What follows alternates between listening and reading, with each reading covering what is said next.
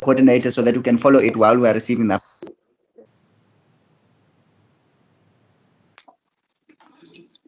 Let's just first deal with the matter of the apology that has been seconded. When it comes to presentations, then we attend to that. For instance, I also had a problem. I could not open any of the documents that were sent to me. The link that was sent to me, I tried, but I could not. I was not successful. But what we're going to do is to allow all the presentations to be flighted here.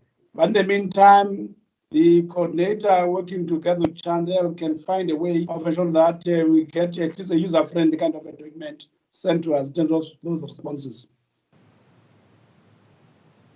The agenda was circulated to all members yesterday, and it contains only 7 items. Number 1 is opening and welcoming. 2, judicial apology. 3, adoption of the agenda. 4, an update on the state of readiness for opening of schools, followed by program presentations, followed by questions and responses, and lastly, way forward and closure. Any move for the adoption of the agenda is presented, members. Honourable Chair, I move that we accept the agenda as presented by yourself. Any seconder to that? Thank you, Honourable Kutsi. Seconded, Chair. Seconded, Chair. Thank you. Thank you, Honourable Makubela. The agenda has been accepted and duly adopted by the meeting. Can I, at this stage, therefore, request SG to take a lead on the first item, that is an update on the state of readiness. But before it comes in, as members of the committee, we had 2 updates that were sent to us previously. One was dated the 8th of June. The third one was dated the 10th of June. We want to acknowledge those that were sent to us earlier on. SG, Honourable SG. Thank you very much, Honourable Chairperson, Honourable members, Honourable MEC, and colleagues. Good morning. Good morning. Good now, morning, we will be, as we start with the first item on the agenda, request Dr. Nogut will be the one that is leading the presentation, followed by Umam Sindwana, and lastly, it will be Mr. Jogadi, so that we give you the progress report on the state of readiness and also what is happening in the department in terms of how we are managing the situation as currently as schools have opened. But furthermore, Chair, we will send you an update in terms of the delivery of the water tanks. We will just email to you so that you get that update to say how far are we in terms of the delivery of the water tanks to schools. We did send the previous one, but we realized it might have been a week ago. But we'll simply send you as the latest today so that at least you have an understanding where we are. I'm now going to ask Dr. Nuku to start immediately, followed by Mamu Sidwan, and lastly, Mr. Jogati on the state of readiness. Thank you very much. Over to you. Just before I allow Dr. Nuku to come in with the presentation, I was waiting for our legal, unit to give us a person that is going to administer oath to all of you that are going to present here. May I at this stage request Advocate Chutumbu to deal with the issue of administering oath to the officials of the Department of Education. Advocate Chutumbu. Thank you, Chair. Am I audible? Yes, though not 100%, but I can hear you. I will then ask the first person to come to the front and say the following words. But Advocate Netumbu, Hi, Chair. start with the warning about the oath to be taken. Okay, thank you. Before you take an oath or an affirmation, I want to indicate that once you take an oath, then you must tell the truth. If you do not tell the truth, us as the legislature, we are then entitled to open a criminal case against yourself, because if you give false evidence under oath, it becomes a crime of perjury. So before you take an oath, you must know that it has those consequences. The first person, then I will first ask this simple question: do you understand the consequences of taking an oath?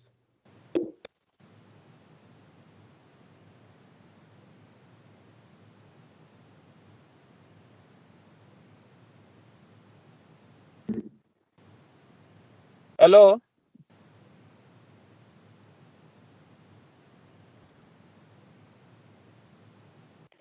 Can I proceed then with the first person?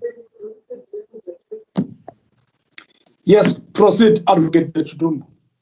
You will then say, I, your name, hereby declare under oath that the evidence that I am going to give shall be the truth, the whole truth, and nothing else but the truth. So help me God. You say, so help me God, while raising your right hand. However, if you have an objection in taking an oath, you can affirm. You will then say, I affirm that the evidence I'm going to take shall be the truth, the whole truth, and nothing else but the truth. I so affirm. The first person can continue.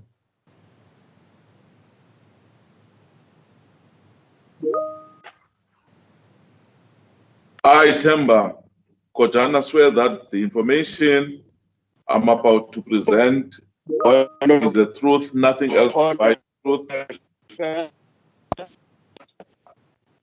Point of order, Chair. Chair. Honorable Chair. Is that Honorable Sultani? Yes, it is, Honorable Chair. What is your point of order? Chair, I think it is necessary that the people who are taking oath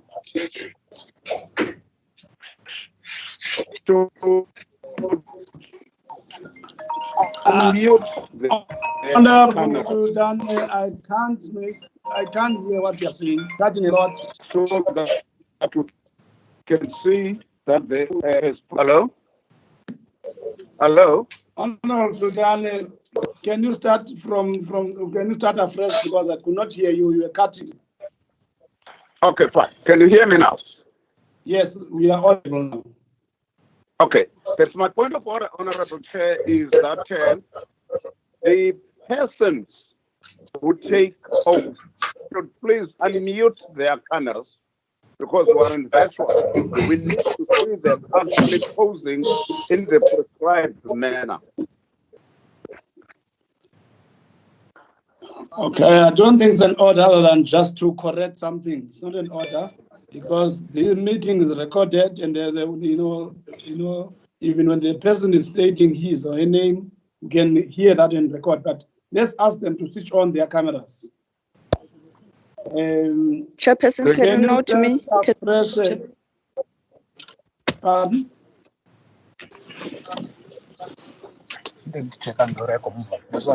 Advocate Netumbu. Chair, Can you please note me, Chair, first before him? Pardon? Honorable Kubela. Thanks, Chair. Chair, it's just a candid advice, Chair. legal advice that maybe for those officials to be free, can Advocate Netsutumbe quote the relevant section within the Constitution or the rules, whatever, as to why they must do that oath or affirmation? It's in terms of what? Chair, Yes. the legislature has adopted an act called Evidence and Information Before the Provincial Legislature Act. That is in terms of that act that we require people to make an oath. But that is also, that act flows from the Constitution.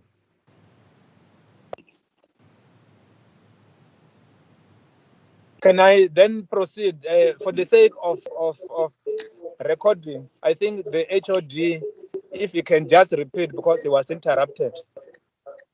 Yes, want to see him. He must switch on his camera. Thank you, Chair.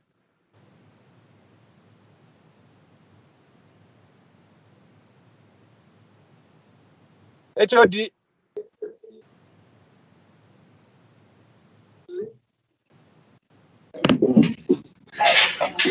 Next slide, please, Stu.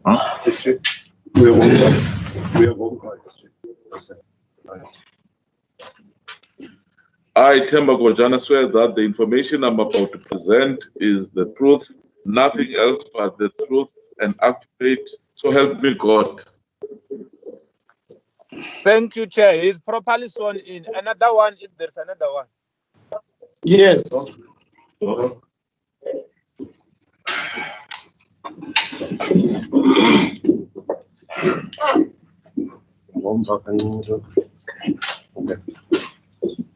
I, Soisile Nobu, hereby swear that the information I'm about to present is the truth and nothing else, and nothing else but the truth. So help me God. Thank you. Another one.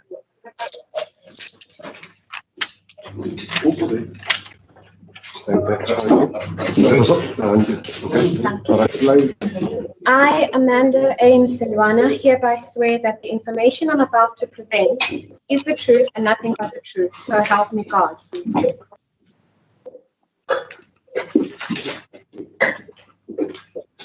They can proceed until they are finished. I, Tebani Mtida, hereby swear that the information I'm about to present is the truth and nothing but the truth. So help me God.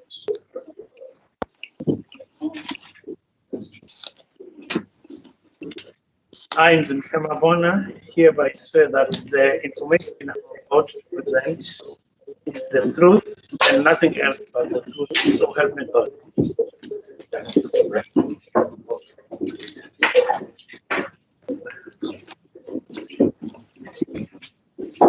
I, Honorable Raymond Jwakati, solemnly swear that the information that I'm about to present is nothing else but the truth. So help me God.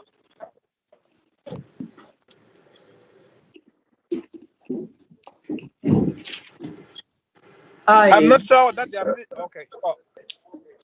They're not finished. Okay. Continue. I, Nurses Zibi, swear that the information I'm about to present is the truth and nothing else but the truth. So help me God.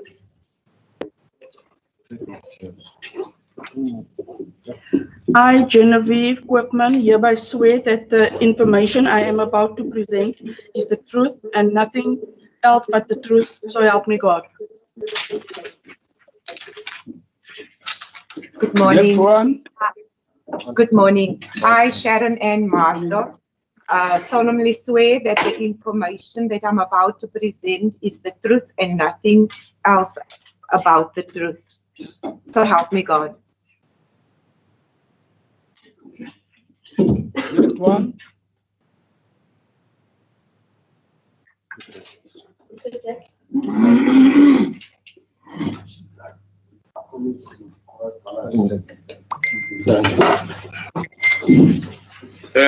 Honorable Chair, CFO. as soon as the CFO arrives from the meeting that the Honorable MEC spoke about, she will take the oath for program 1, then we can continue. Thank you very much. But I could not hear program manager for program 6, infrastructure. Yes, both of them are in the same meeting. They are going to come as soon as they arrive. They are going to take the oath.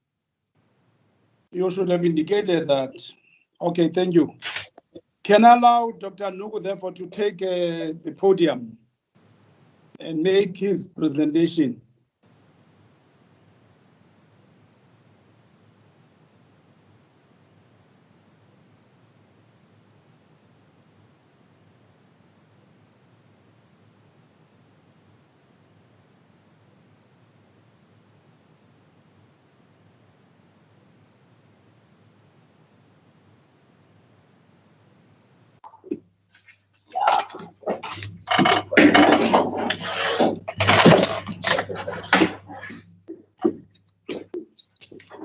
Thank you so much, Chairperson.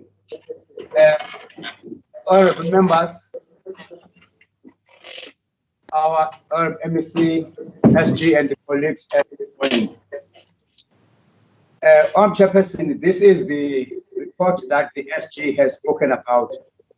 That as the department, we are responding to the state of readiness in our schools as we progressively open them in line with COVID-19 essentials. Now, what we have done, Chairperson, we've agreed as the department to define the pedagogical readiness of our schools in line with the 6 key result areas, which we deem them very important as we open them. The next slide, please.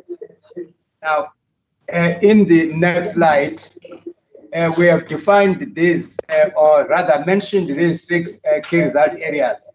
I'm talking about being the sufficient water in our schools, ablution facilities, the delivery of PPEs, the schools that have been cleaned, staff orientation, as well as the social distancing. So these are the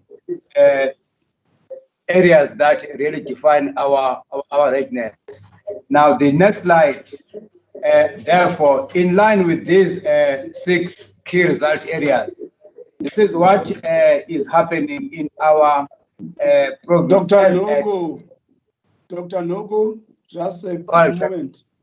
I can't see this, what you're reading from on my screen.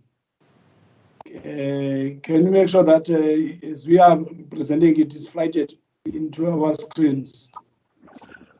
Honorable Chair, some of us can see it. Okay, it's okay. Because I'm going to read from my own from my own email. Continue, Dr. Nugu, then. Thank you so much, Chairperson. Thank you so much. We can't see it. Thank you so much, Dr. Nugu. I can confirm that now. I can also have it in my on my screen. Can I check who does not have it?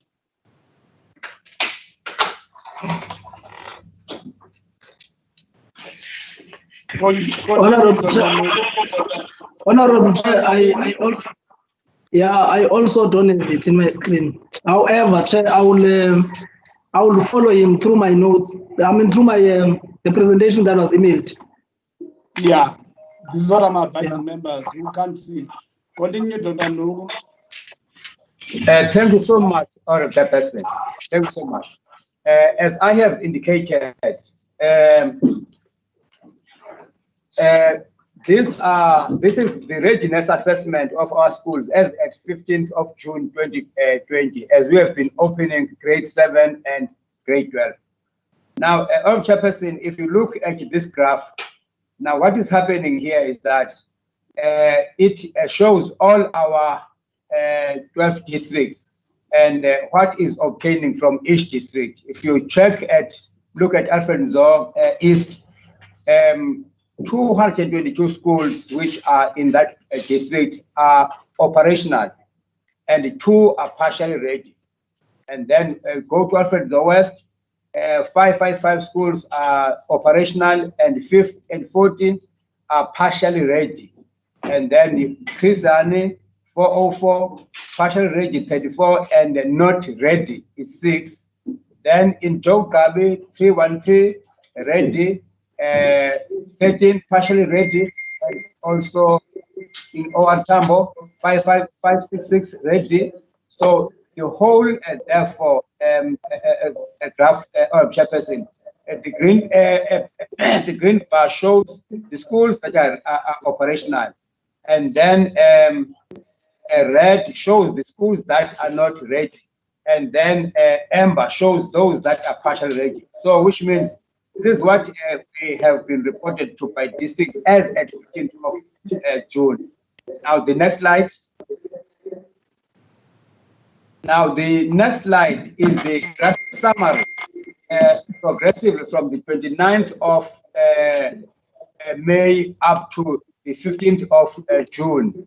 Now, if we look at the first part, which is the 29th of May, as we were preparing to phase in schools, provincially, the schools that were ready to open were 1037, and those who were partially ready, it was 2095, and not ready was 1989. Then, when you look at the last column, which is on 15th, the update on the 15th of June 2020. 4851 schools are operational in the province, and 240 is partially ready, and then 30 is not ready, as at 15th of June. Now, the next slide, Chairperson, shows the summary of what is obtaining from the schools that did not open. Now, schools that did not open are 192 schools not opening. If you look at those bars there, the issue of non-availability of water is an issue in 22 schools. No functional ablution facilities, 38 schools. No schools not cleaned, 0. And shortage of learner PPEs, 102. And then shortage of teacher PPEs, 24. And then other issues is 6, which are going to explain in the following slides. Now, the next slide, therefore, shows schools with no access to adequate water. We have done this per district.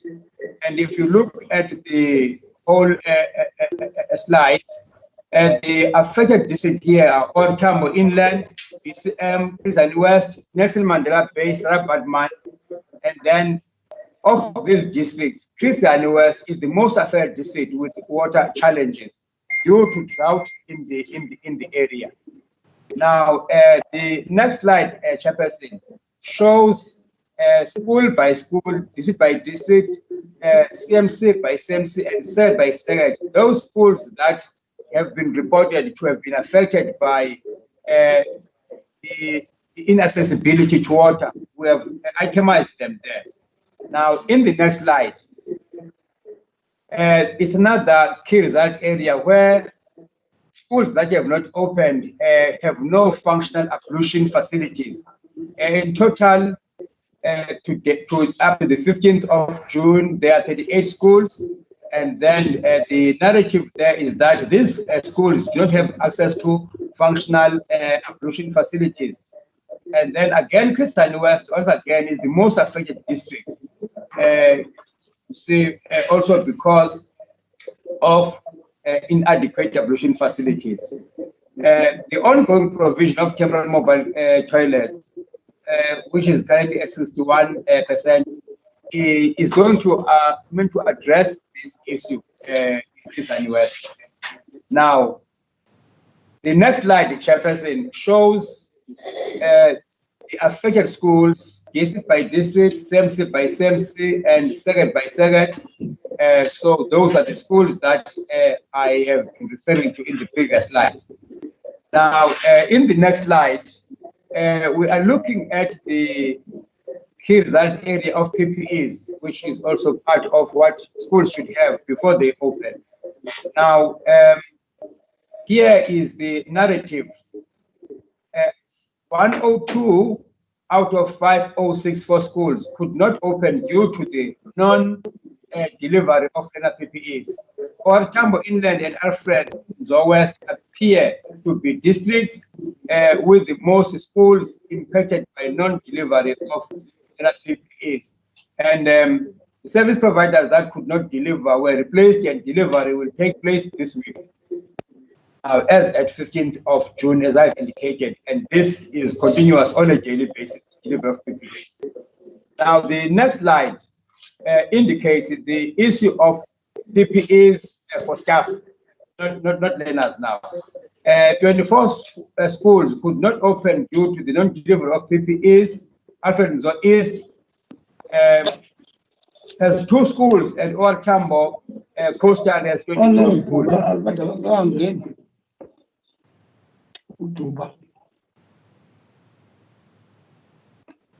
Okay. Okay. Now, the next slide, Chairperson, is the slide that shows the reasons which are not mentioned in those 6 key result areas.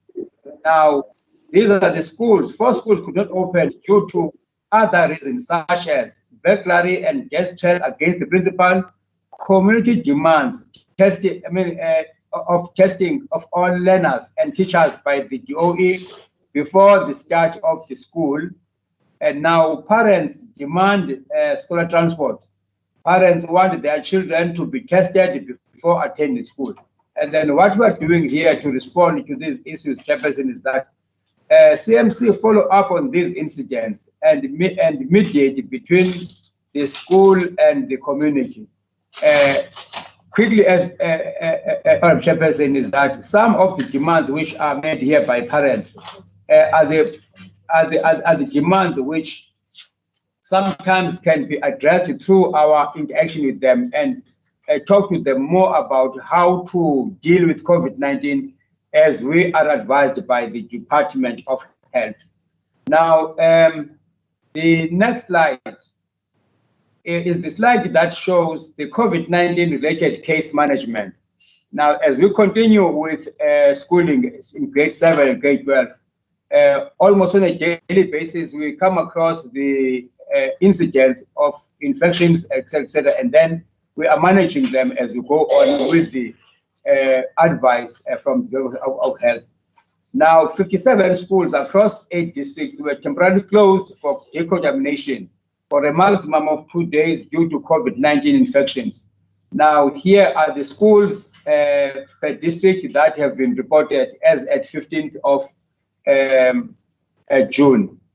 Now, on the issue, Chairperson, of the orientation of teachers, staff, school support teams, and learners, 2 orientation manuals were developed by the department, and then also managers were orientated, principals, SMTs, who also in turn orientated learners. Videographics targeting teachers and learners developed and distributed to all schools and also uploaded to various media platforms. Now, what is happening is that we're also dealing with learners with comorbidities. You see, in all schools, and also what we're doing there is that learners with comorbidities in schools, they get daily support programs, which is available through Teams, Zoom, PowerPoint, with voice over slide, WhatsApp, and other platforms of communication. All schools approached the support program, taking their conditional factors into consideration. Now, learners are provided with the necessary work through hard copies. Those that cannot go to school, hard copies of all material are provided to these learners, and the parents must collect them from school. Learners are also kept informed through WhatsApp, video calls, voice notes, and SMS of what is expected of them. Now, the next slide, Chairperson, indicates the process that is followed to exempt learners from school attendance as a result of morbidity. Now, the DPE has set out regulations to address learners with morbidities. And then applications so far have been received to the department, and 203 applications are approved for those learners, and 6 applications referred back to applicant for more information. And then the vast majority of reasons are medical conditions of learners. In some cases, relatives of learners with whom he lives are high risk. So this is what is happening in terms of learners with comorbidities. Now, as SJ indicated, that I now hand over to Amanda Msindona to take from where I stopped. Thank you so much, Chairperson. Thank you, Ms. Msindwana. Good morning, Honorable Chair, and to all the members. What I'll be presenting is the standard operating procedures that has been developed for our schools in the province and what the lessons learned as schools have opened. Going on to the next screen, thank you. I would like to indicate that the process of developing the standard operating procedure is obviously based on any new evidence and engagements with Department of Health. The first slide just refers to the etiology of the virus, which is what is the virus and what's the causes of the virus, and its history, which is the large family viruses discovered in the 1960s, and it causes illness in both animals and humans, and particularly in humans, it causes respiratory infections ranging from common colds to more severe diseases, and that it has recently been discovered that coronavirus causes corona disease, which is now known as COVID-19, as in 2019, which is an infectious respiratory illness. Then the next step goes on to debunking myths, because it's important to know that currently there's no vaccine against COVID-19. Sorry, next slide, please. We have lost you, Ms. Msindwana. I'm sorry, Chairperson. I think the screen is still on the second slide, which is now that schools are open. Currently, no vaccine against COVID-19, and that there are ways to prevent infection, and those are avoiding being exposed to the virus that causes it and avoid exposing others, and also to stop the transmission or the spread of the virus through everyday practices is the best way to keep people healthy. And that the possible sites of infection, therefore, everyone in school should heed COVID-19 safety protocols, and that more information is available at these various sites. Thank you.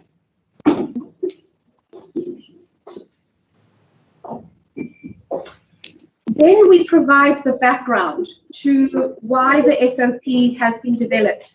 It is to help ensure learners have safe and healthy learning environments. Schools were opened as per the announcement of the Minister, which was later postponed from the 1st of June to the 8th of June. And it was agreed that a standard approach, which is a grade-by-grade phase-in, would be implemented over a 2-month period. Whilst all these efforts are made to protect children from being infected with COVID-19, outbreaks still occur. The majority of these learners will experience mild or be completely asymptomatic, which has no symptoms at all. The main risk posed by reopening of schools relates to learners infecting older members of their household or families, who are at risk of developing more severe disease. The importance is that learners and school personnel are encouraged to follow and comply with hygiene and social distance measures during school hours and at home. The SOP follows as follows onwards, and this is the purpose, which is outlined in the next slide. Just briefly, it speaks to that the guidelines must be provided for the school management teams for managing COVID-19, as well as to the management of school premises to prevent the spread of COVID-19 and to keep learners and staff safe, for the screening of learners and all school staff personnel for symptoms of COVID-19, for detection of potential cases for COVID-19 and to manage such cases effectively, and to ensure that all persons under investigation are managed appropriately within the school space and referred for testing, and they are isolated and possibly quarantined, to provide guidelines to further transmission and minimize the risk of transmission. The responsibility implementation for the SOP is under the responsibility of the school support teams, which are required to be composed of the school-based support teams for coordination purposes within the school. The principal of the school and the SMT must provide support and monitoring of the school support teams and should be selected with the key point of contact for Department of Health, who must be known by the SMT. Then we go into what is screening, and screening is a way to check if you may have COVID-19 symptoms or not. Who should be screened? Everyone who enters the school. So it is the school, the screeners themselves, the SMTs, the school principal, educators, learners, learner support agent, support staff to the school, parents, and other visitors. Who will conduct the screening is the school support team and any school screening team as established by the principal, depending on the local human resources available to the school. And the school principal will establish a school screening team, which will comprise, as previously indicated, by SMT members, educators, security, and the SSTs. And the department has distributed the memorandum dated 21st of May. Then we have the volunteer queue marshals, who will be an essential part of the screening team to ensure that learners and school personnel maintain physical distancing and that screening is conducted in an orderly fashion, and that no touching of the masks by the queue marshals may take place. And any of the members of the screening teams may also double up as queue marshals. What you then have in the next slide is just an illustration of managing the school, where you must have a designated area where your screening takes place, preferably at the entrance, and also that entrance is controlled in that there is a one-way in and one-way out, and that there's social distancing being applied, and where there is adequate space, that more tables may be distributed to ensure that more learners can be screened, and that the screening uses temperature screening and questionnaire screening, and that when exiting the school premises, everyone is again just screened for the temperature. And the school must indicate screening time in the school timetable so that parents can know drop-off times and pick-up times. Then we have the next, which is the equipment that is required for screening. So you have your face masks, your hand sanitizers, with alcohol content, and your digital thermometers with batteries, questionnaire, and data collection tool that must be submitted to the Department of Health for provincial statistics on how many people have been screened and how many have been are persons under investigation. The preparation process, next slide. The preparation for screening may take from 45 minutes to an hour before the school opens, and the teams will need to make sure that all equipment is available and disinfected. Tables must be set up where the individual screeners will receive the learners or school personnel for screening. The number of tables will depend on the volume of learners, the number of personnel available, as well as the physical distancing that is required of 1.5 to 2 meters apart. Each table should be thoroughly disinfected at the start of each day using warm water and soap and disinfectant, and the process of decontamination must include cleaning and disinfection. The school cleaners can assist with this process of cleaning tables as part of their daily duties to disinfect the school, and clearly marked physical distancing spaces of at least 1.5 meters for the screening queues must be designated. The thermometers will need to be sanitized using the alcohol solution and regularly throughout the screening process. And each person conducting the screening must also adhere to wearing their face masks and their protective gear. Each person conducting screening must regularly wash their hands 20 seconds, use hand sanitizer during the course of the screening. And the queue marshals should stand at the entrance to the school, ensure that all learners and school personnel have their face masks on and appropriately before entering the school. There's just strict guidelines that queue marshals or any other official may not touch the mask, but may give instruction on how to don the mask on appropriately. Once the screening is set up and ready with all the above criteria fulfilled, the screening may then commence. Then the screening procedure is outlined into 4 steps. The learner or staff member or visitor approaches the table where the screener will be standing on the side, administers health questionnaire to the school, and the questionnaire is provided within this presentation.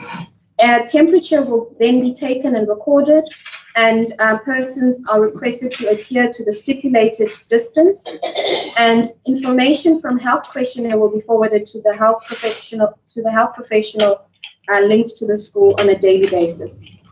If the temperature taken is higher than 38 degrees Celsius or any one of the questions are answered yes, this is the pass-fail criteria. The learners or school personnel will become known as a person under investigation.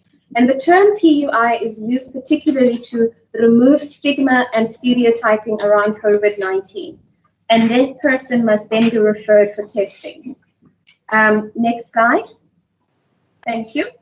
This is the health questionnaire based on Department of Health and the NICD, which guides the screening process.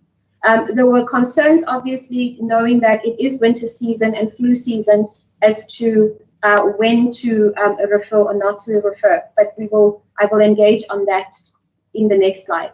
So within the PUI is the person under investigation. Next slide, thank you. The guidelines from the NICD recommend that any person who has a sudden onset of the following symptoms, that is a cough, sore throat, shortness of breath, or a fever, which is a high temperature, measures more or equal to 38 degrees, must be reported and should be classified as a person under investigation. And in the SOP, it is clearly defined what a fever and flu in terms of differentially diagnosing the two is. So fever refers to a high temperature, where a person might feel sick and feel extremely hot or extremely cold. They may even have a very hot head whilst the rest of their body feels very cold. COVID-19 is a flu virus, and a high temperature is not the only indication of presence. As indicated before, that you may be a carrier, but not exhibit any symptoms. Holistic screening is therefore important, hence the in-depth questionnaire. If the person has had a close contact with a confirmed case of COVID-19 that they live with or have traveled to an area with local transmission or attended a healthcare facility where patients with COVID-19 may have been treated without PPE in the last 14 days, then the person is considered to be very high risk and testing should be prioritized. In terms of the person under investigation waiting area in schools, next slide, thank you. Once a PUI has been identified through screening, they must wait in the designated PUI waiting area, and each PUI must continue to wear a mask and must continue to adhere to physical distancing rules. The person under investigation waiting area must be selected carefully within the school, must be a private room or classroom with no thoroughfare possible, if possible, and big enough to seat up to 4 persons with chairs that are spaced. The person under investigation will await to be instructed on the process for referral or for testing or for collection by parents. Parents who wish to arrange for private testing may do so, but parents must advise the school of the outcome of the test. Then there is the process that is included, which is the referral to other testing sites, where the PUI should be referred to the health worker assigned to support the school. The health worker will decide on how to best manage the PUI. That is whether they recommend self-isolation for a number of days or for immediate testing. While testing teams can come to the school for testing, the PUI may be referred to a health facility. Those with medical aid in consultation with the parents may be referred to a private facility for testing, or the PUI may be advised to go home and test teams can visit them at home. A test for COVID-19 will then be performed. A swab will be taken to the lab while waiting for results of the learner.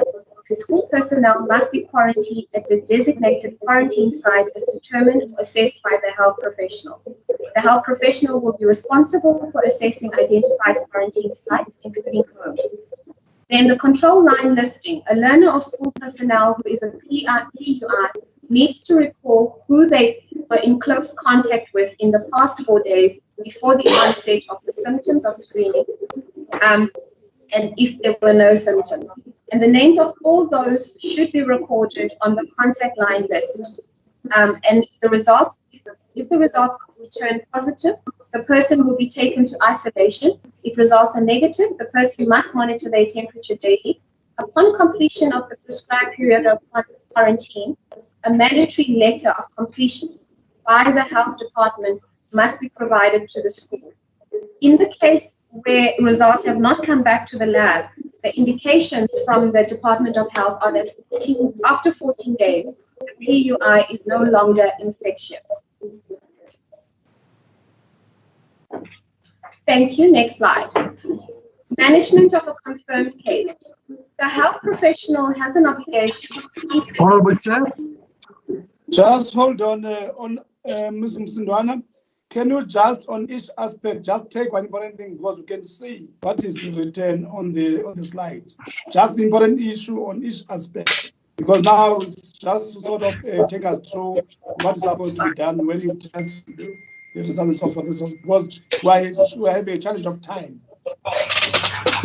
Thank you, Honorable Chair. That we're getting. Can you just take over the protocols here? Thanks, Honorable Chair. So this slide that we are on basically just talks to the management of a confirmed case and the process that must be followed, and that is outlined in the SOP, as how the premises must then be managed if there was a suspected or a confirmed case in the following slide. And there is a process, a very strict process that is outlined in terms of what must take place in terms of having the area cordoned off, if it was a particular area, having it sanitized or fumigated and cleaned, and length of time. Then the next slide indicates the partnership between Department of Health and ECDOE, which has now is a true reflection of the district teams working together. And DOH will train and refresh COVID-19 for ECDOE. Is currently, from yesterday and today, is currently a training on a webinar on Zoom by Dr. Japa and both Dr. Nyati, who are training our educators, personnel, support staff, and therapists on COVID-19, and other head office and district officials. They will also be assisting us, Department of Health, on the free flu vaccination of Tier 1 to 3 learners, and learners from indigent homes or highly disadvantaged that are in quintile 4 and 5 schools, and the loading of the health app to the education for each school and screeners at school interface. So this slide indicates the ongoing engagement with health to strengthen the support to schools. Retraining on COVID-19 is is currently taking place and will continue. The first cohort of 300 started on the 17th of June, as I've indicated by Dr. Nyati, and it will continue on a weekly basis. Thank you. That is the SOP on COVID-19 management. And now moving on to psychosocial support. Okay. Thank you.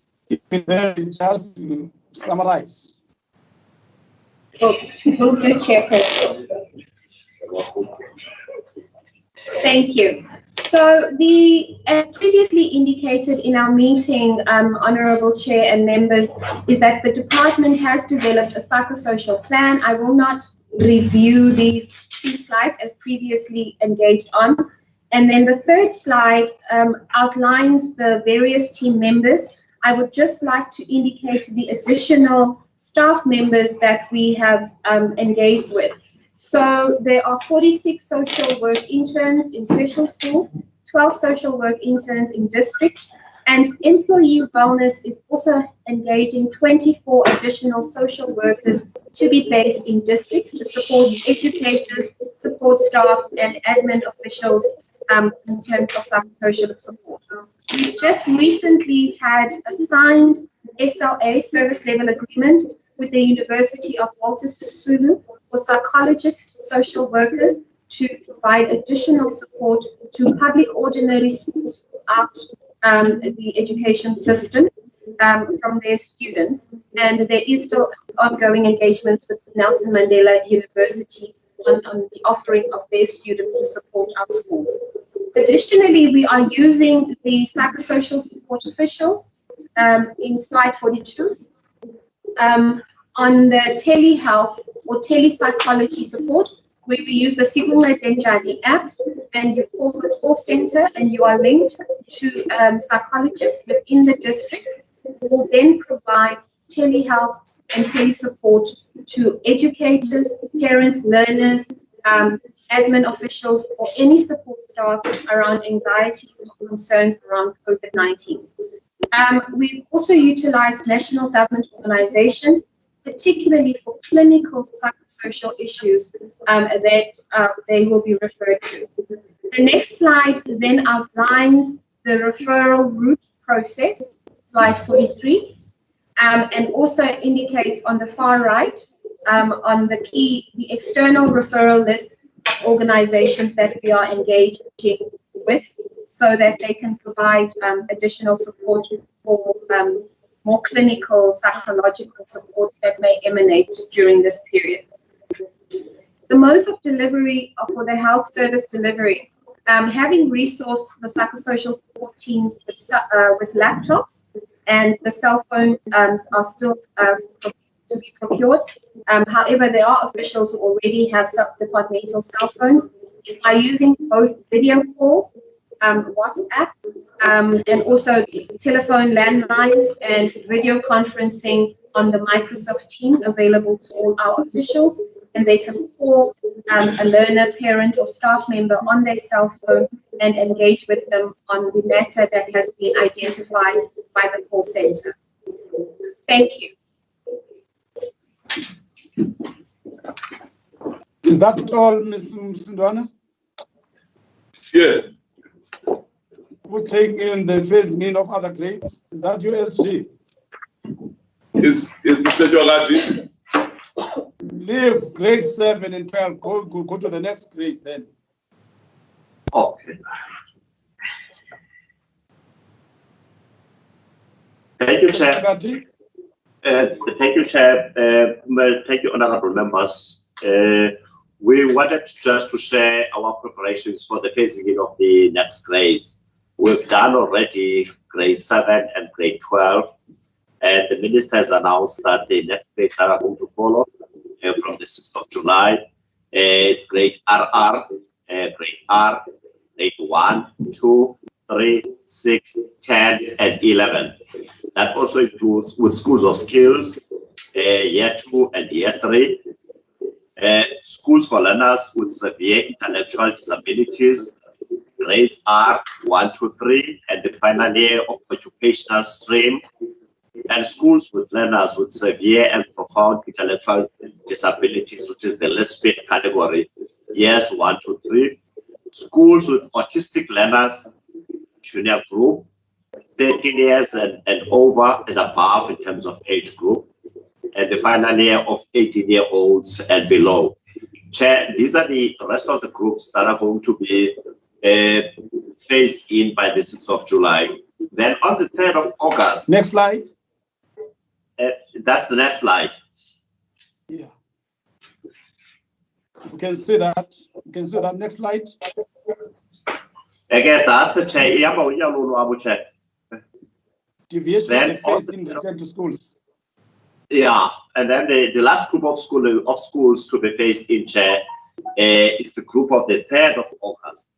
It's grade 4, grade 5, grade 8, grade 9, year 1 in schools of skills, again, schools for learners with severe intellectual disabilities, especially grade 4 and 5, schools with autistic learners for the senior group, 13 and above years of age. That will be the last group, Chair, that will be phased in. What had actually happened is that the department has then developed regulations that are going to allow the head of department to take decisions on cases that will be allowed to deviate from the regulations as prescribed by the minister. And in this case, Chair, it's been made very clear that the head of department will be the sole person who is delegated by the minister to advise on deviation across the schooling system. And of course, the MEC is the appeal person above the head of department. And in this case, Chair, a school may be permitted to deviate from the phased-in return to schools in respect of specific grades or dates as contemplated in some directions, provided that such school complies with the minimum health, safety, social distancing measures and requirements on COVID-19. Also, it is required to notify the head of department of its intended deviation of the phased-in return to school, as well as details of the phased-in return to school contemplated in A form. So the explanation, Chair, here is that conditions for deviation and how then the head of department will take into account all of those deviations. The deviation regulations, they also go in to notify the school, the parents, and almost all important stakeholders in the deviation application of the proposed procedure. So in which case they may proceed with the deviation of the plan phased in or of the phased in return to school once the notification and declaration as contemplated in 1A and 1B, 1A, 1B above have been submitted to the head of department. So just to explain the procedure, Chair, in terms of what is allowed and what is permissible in terms of the deviation regulations. Chair, I won't take your time going to each one of them, but just to say in here is that the decisions, they will lie with the head of department in terms of all of these deviations, and these are all as they are all enunciated in terms of regulations. Then there is, Chair, the slide that is currently on deviation for accelerated phasing of grades. This is the opposite case where the school applies for accelerated phasing in. So far, we have 69 applications that have been approved. 4 applications referred back for more information, which means they sent back to schools. Majority of schools are independent schools that have applied for accelerated phasing in. Majority of public schools are Quital 4 and 5, some Quital 1 to 3 schools. So that is the case of schools that have applied for acceleration in terms of phasing in. And Chair, those are the conditions under which the school return will be managed, and those are the regulations that will be managed. Now, we come to how, as a department, we've prepared ourselves to deal with issues of guiding schools on timetabling and management of timetables as the schools go back. And in this case, Chair, it deals with the school size as well as the size of classes that our schools have to deal with. We have then to advise all our schools, Chair, that there are two types of class that we're managing in the Eastern Cape. The first one is your 40 square meters in terms of what is permissible and what can be allowed. And in this case, Chair, we have looked at the implications of social distancing for all of our classes that have 40 square meters, which is your smallest class. And in this case, it's almost a definition of how many children are allowed in a class. So what you might call the maximum. Mr. Chagati, let's go back, because in terms of what is before us, small classroom size is 49 square meters. That is going to house 40 learners. So just clarify yourself there. It's 49 square meters here. The current confident norm would 40 learners per class. I hear you say it's 40 square meters. Can you make that correction? I'm sorry, Chair. What I'm saying, Chair, is that there are two kinds of classes in the Eastern Cape that we're currently managing. It is 49 square meters, and the implications for social distancing and the implications for the maximum capacity. So in this instance, and the slides that were shown in here, is that you have the current norm as it obtains the number of learners in the class on the 49 square meter class, and then the implications of social distancing in such schools, it's almost 25 learners permissible, with a social distance of 1.5 meters in terms of social distance between learners. And if you look at probably the current 1 meter distance between schools, it also gives you a maximum of 49 learners in a maximum class.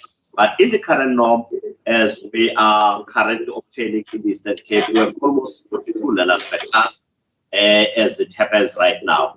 But if we are to go to social distancing using 49 square meters, then our implications are that we must have 25 kids in a class.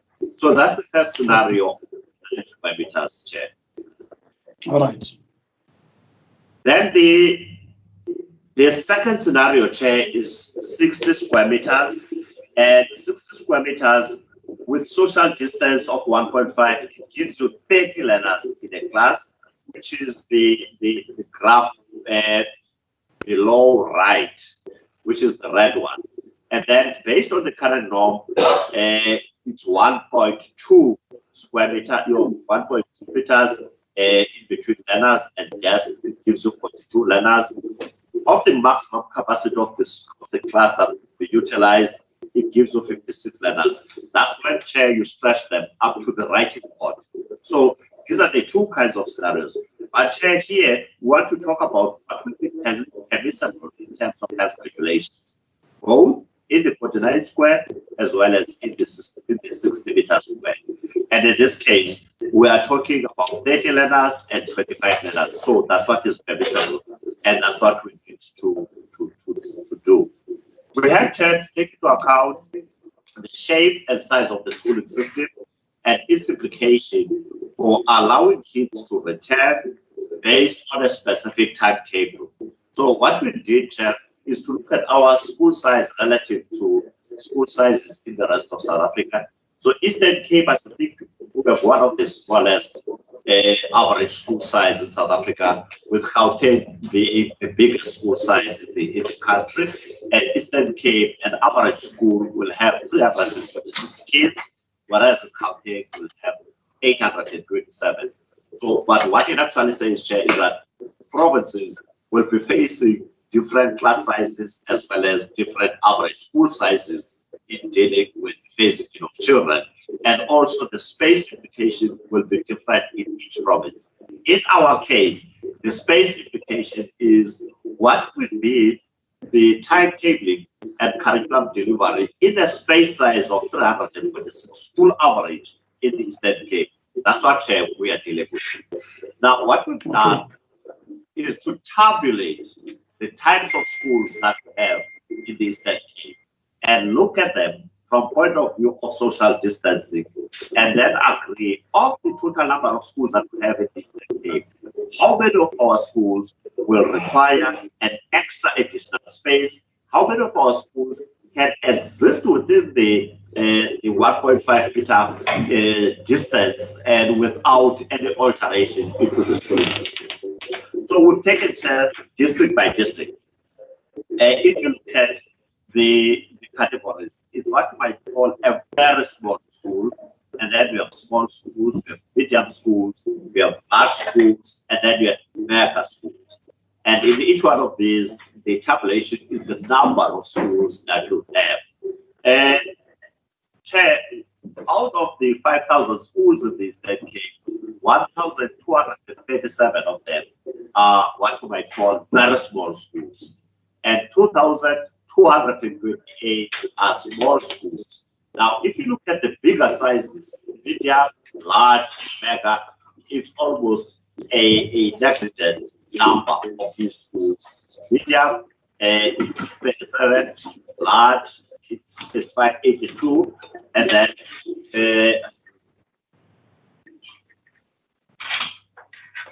but then also is the last category is the mega schools. It says that I can't see it here.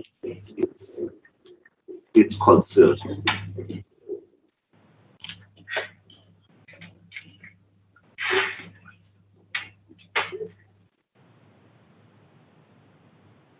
Mr. Chogati, where are you now? Chair. Yes, continue. Yeah, there we go, Chair. It's 259 in total. Can you see it now, Chair? I'm using my email because I'm using my email because this keeps on sometimes it's not visible on my screen. Okay. So I'm following you through my own email. Okay. But just to say that the narrative is that we are looking at the school size and we're looking at the implications of 1.5 meters as required by the Department of Health for the schooling size of the Eastern Cape, and look at the implications for additional number of classrooms that will be required in the Eastern Cape. Chair, we then looked at categories of schools as they coming back, and we're looking at their school size. And in this graph, I'll just focus on the top one. Very small schools, looking at the number of primary schools we have, the number of combined schools, as well as the number of secondary schools. So if you're looking at that category, we're looking at the enrollment and we're looking at the numbers. Again, small schools that are, in fact, here we talk about schools that are lower than 100 letters enrollment, and then schools between 100 and 250. If you look at all of those categories, it just gives you a sense of the schooling system in the province and the implications for our timetable simulation. Chair, the highest concentration of schools with huge enrollments are in the northeastern seaboard of the province. And here in this case, if you look at magisterial towns of the Eastern Cape, is that starting with Umtata, Limote, Rosidi, Mafre, Bizarra, that's where you get quite a huge number of kids in the class, and therefore bigger learner educator ratios. If you go down to the southwest of the province, you get favorable ratios like Graaff-Reinet, your Page of Towns, your Stadspace, which actually means that therefore that your school sizes are quite smaller in this part where it's green. Where it's red, that's where our big achievements are. And in terms of preparing for the phase in, we have to focus on OR Tambo, Alfred Nzo, as well as almost part of Amatole, but in this case it's Amatole East, which is going to be our major focus. Then this regional analysis chair is almost 2,000 of these kids have less than, of these schools have less than 10 teachers. And here we're looking at categories of schools that we're managing, 1 teacher schools, 2 teacher schools, up to schools that have between 5 and 8 teachers. And here we have almost 2,077, which is almost the case. So if you take them down the district, it gives you, of the 2,000 schools, what is the learner-teacher ratio that we are going to afford as a province. You can just take 1 teacher school just as an example, and you take districts, Amatole East, Kisani East, and Jogari. And it gives you the number of schools, the PPN of that school, the enrollment of that school, and the ratios. None of those, Chair, have anything in excess of 25 learners per teacher.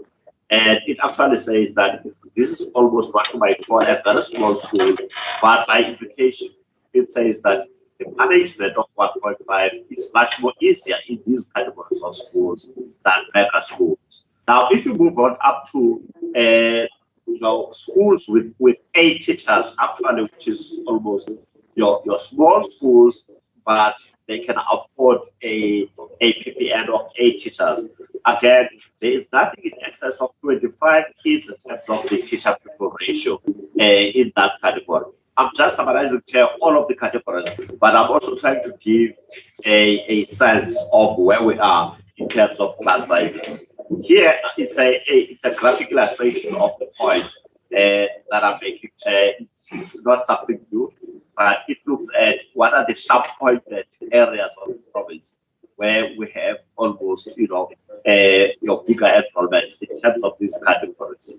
It's Amatole West, Christian West. Yeah, it's Christian East. City, and as well as Christian Those West. are your How's that sort of one? your big. Next one. These are your pylons Next slide. in terms of this analysis. Chair, what did that refer to develop what we call a simulation of a model for timetabling for our schools? What we will do is to assist all our principals to work within the simulation model, but what DDG Dr. Nuko has done already is to engage districts to say, look, you have peculiar conditions to your school. Can you advise us, based on the simulation model, what will best suit your school? Now, what we've done, Chair, is to look at 3 models as Eastern Cape that will build into our simulation without necessarily looking at additional classrooms to build. If you look at it, Chair, right now, what it means is that you have no time to build schools now because kids must go back. So in the short to medium, what do you do? The first option that we have, Chair, is platoon. And in platooning, you actually need 2 groups of learners that make up 50% of the enrollment. They attend on a platoon basis. Session 1 in morning and session 2. The second option that we have, Chair, is rotation, which means day 1 learners making up 50% of the total enrollment, and then day 2 the other 50%. So you alternate using days. And then the last option is full scale, 100% attendance, social distance observed. And in each category, we've asked our districts then to come back to us and give us a report on how many of their schools are within all of these.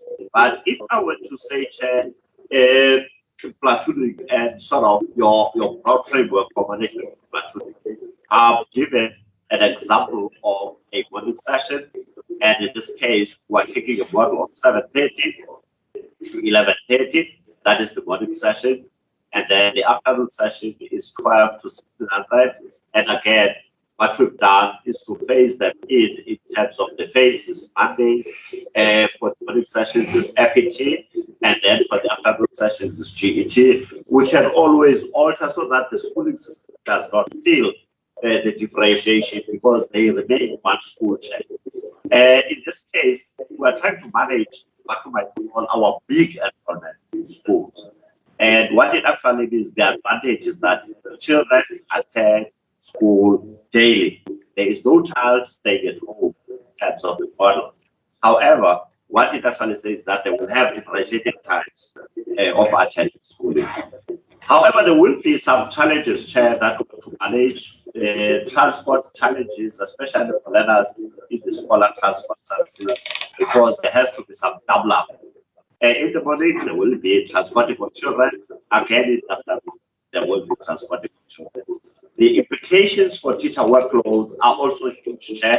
We're looking at how that we can ease that burden on our teachers. So, but also it actually says that classes will have to start very early, and by implications, issues of cold during this winter will play and are looking larger in terms of this quarter. The daily rotation, Chair, we have that at least for grade 12, we maintain grade 12 in all our rotations. But in this simulation, we said, what if, say, week 1, your grade 12 is guaranteed, but between 9, 10, between 8, 9, 10, and 11 grades, you rotate those 2 weeks. And what it says is that we will be managing the rotation on a weekly basis so that per week, any grade has an opportunity of conduct tuition. So here, advantages, Chair, are that there will be an opportunity to be exposed to some kind of conduct tuition daily. Scholar transport arrangement will be based on demand in terms of which grades are in. Nutrition will be possible to allow children a discipline and social distancing, and then tuition will be almost more frequent.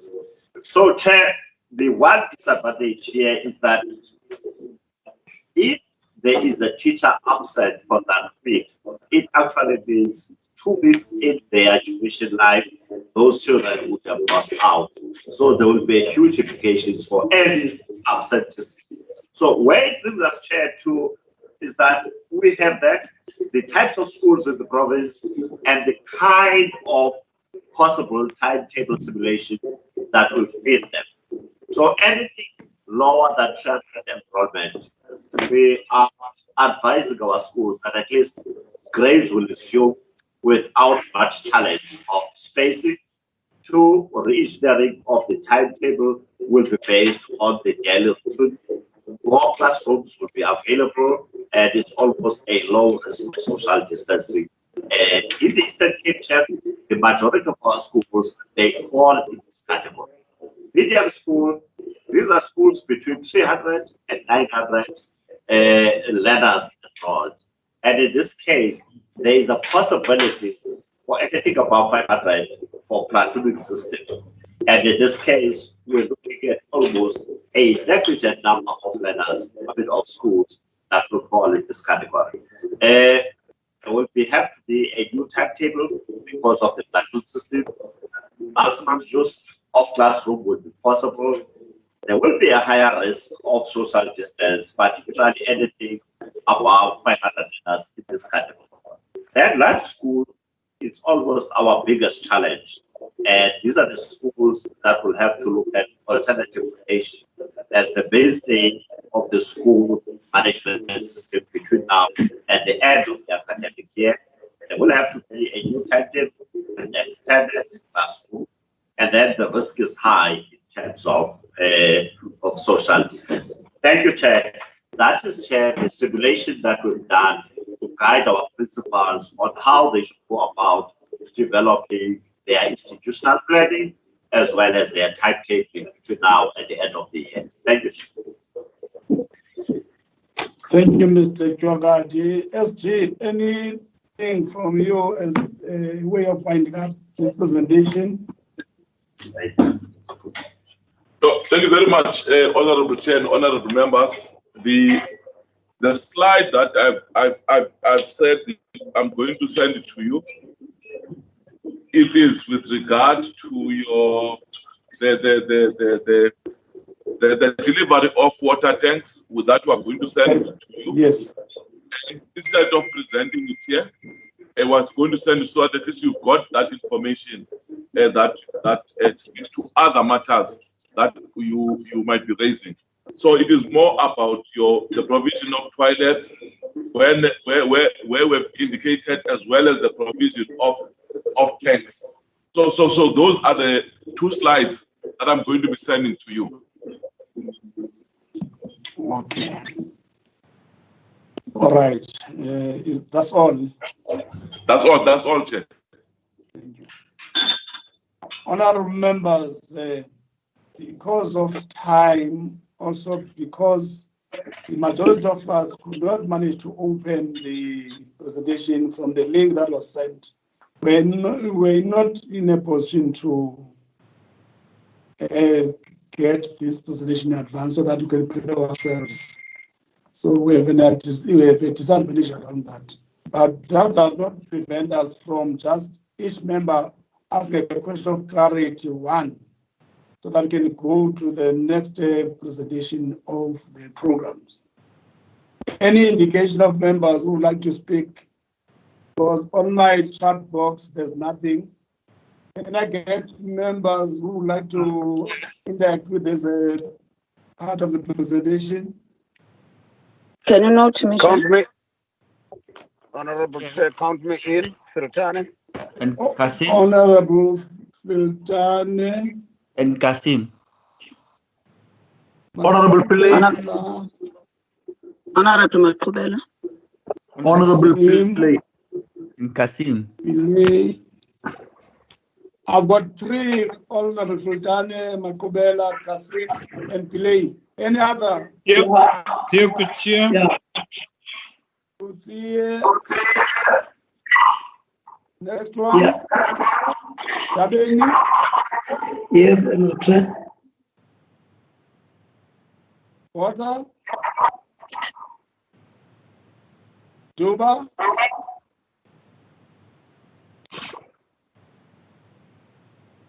Zibula.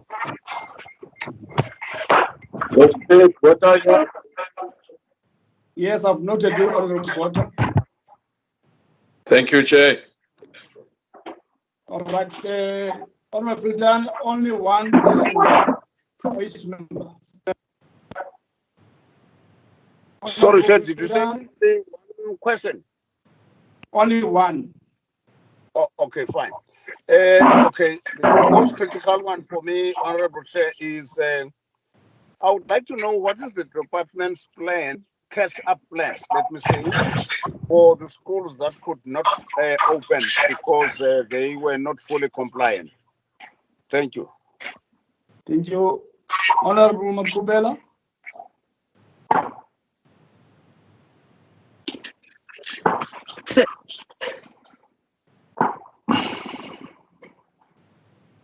Thank you, Chairperson.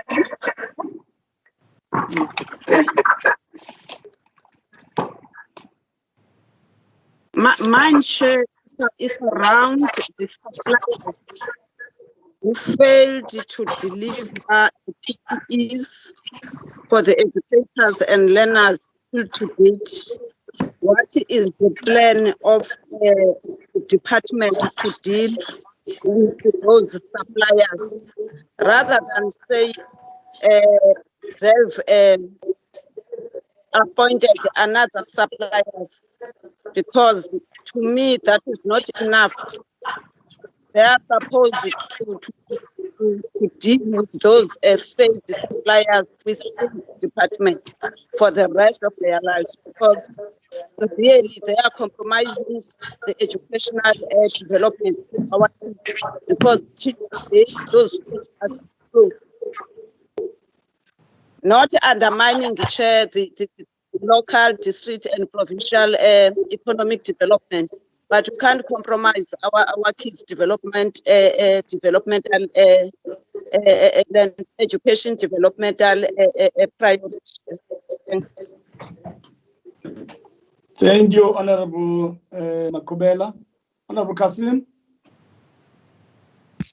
Chair, my question is as it relates to the school nutrition program. Now, we were told initially from the department, when I first raised this, I'm not going to go through that whole history, but after that, Chair, we were told that the National Department have said that all learners, whether phased in or not, must receive a meal as part of the school nutrition program. There were two models, one of which included food parcels and the other was cooked food.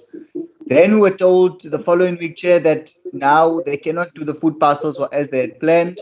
It had to be cooked food, but that did not roll out, Chair.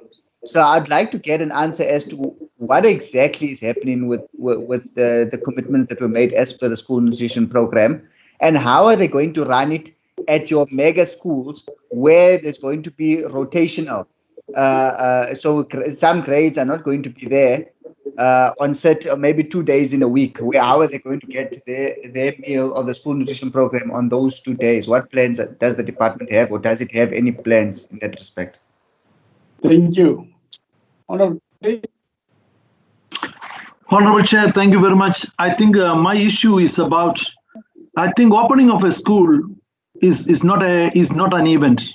Actually, schools are opening to continue the classes, and the biggest trouble here is the timetable. Because I found a particular teacher during visitation. I think I must appreciate SG for that, allowing that process to be happening properly. We found that particular teacher did not even have a free period at all. Now, whether we make it platoon or not, it will be difficult because that particular teacher does not even have a breathing time. So that becomes a very, very difficult process. And secondly, schools are applying this thing in a different way. There is a dissonance, or there is no uniformity. Some schools, teachers are coming on a particular day teaching, they are comfortable. But other schools, all teachers are there, but some teachers are just sitting because they are not teaching in that particular classes. So the timetabling process still needs to be looked into. Thank you. Thank you. Honorable Bose.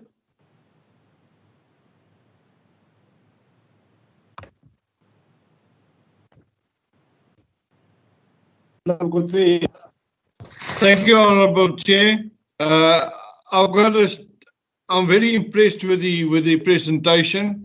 It's a very detailed one, but unfortunately, it lacks with a plan of action regarding the readiness of some of the schools due to the adequate water, the non-functional or ablution facilities, and the PPEs. I'd like to know what is the department's plan of action to rectify this so that these schools can also open in the near future. Thank you, Honorable Chair. Thank you. Thank you. Honorable Dabeni.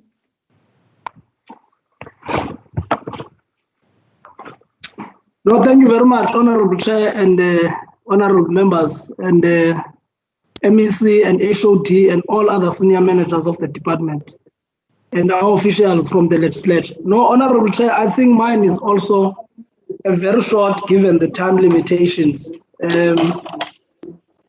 I just wanted to understand, Honorable Chair, because the presentation that was made by Mr. Chogati indicates that on the school categorizations, 589 schools that constitute the large, that are declared as large schools, and 259 schools that are declared as or categorized as mega schools. If you combine that, it gives you 848 of the two categories of schools. Coupled with that, Honorable Chair, when you look at that concentration, you would get that from in the main, your OR Tambo, whether coastal or inland, your Amatole East and your Alfred Nzo, and some portions of Krisani. Now, I'm also looking at the statistics, Honorable Chair, of the COVID.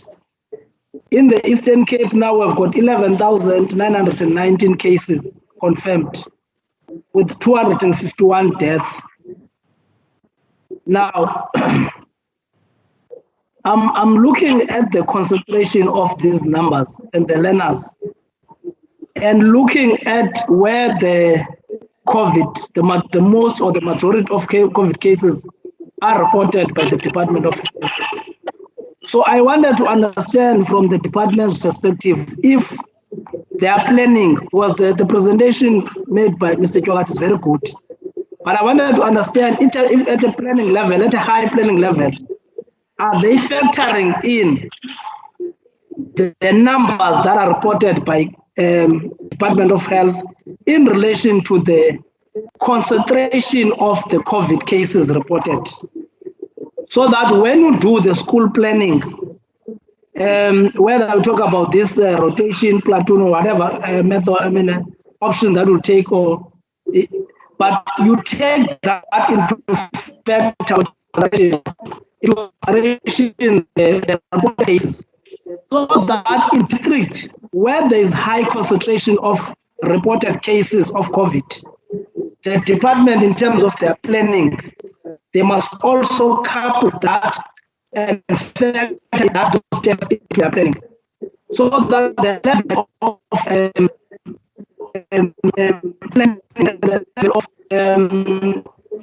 provision of PPEs and other issues relating to the safety of the school, factor that into planning, because these learners, they are not learners at school, they are learners coming from their respective homes. So that must be taken into consideration.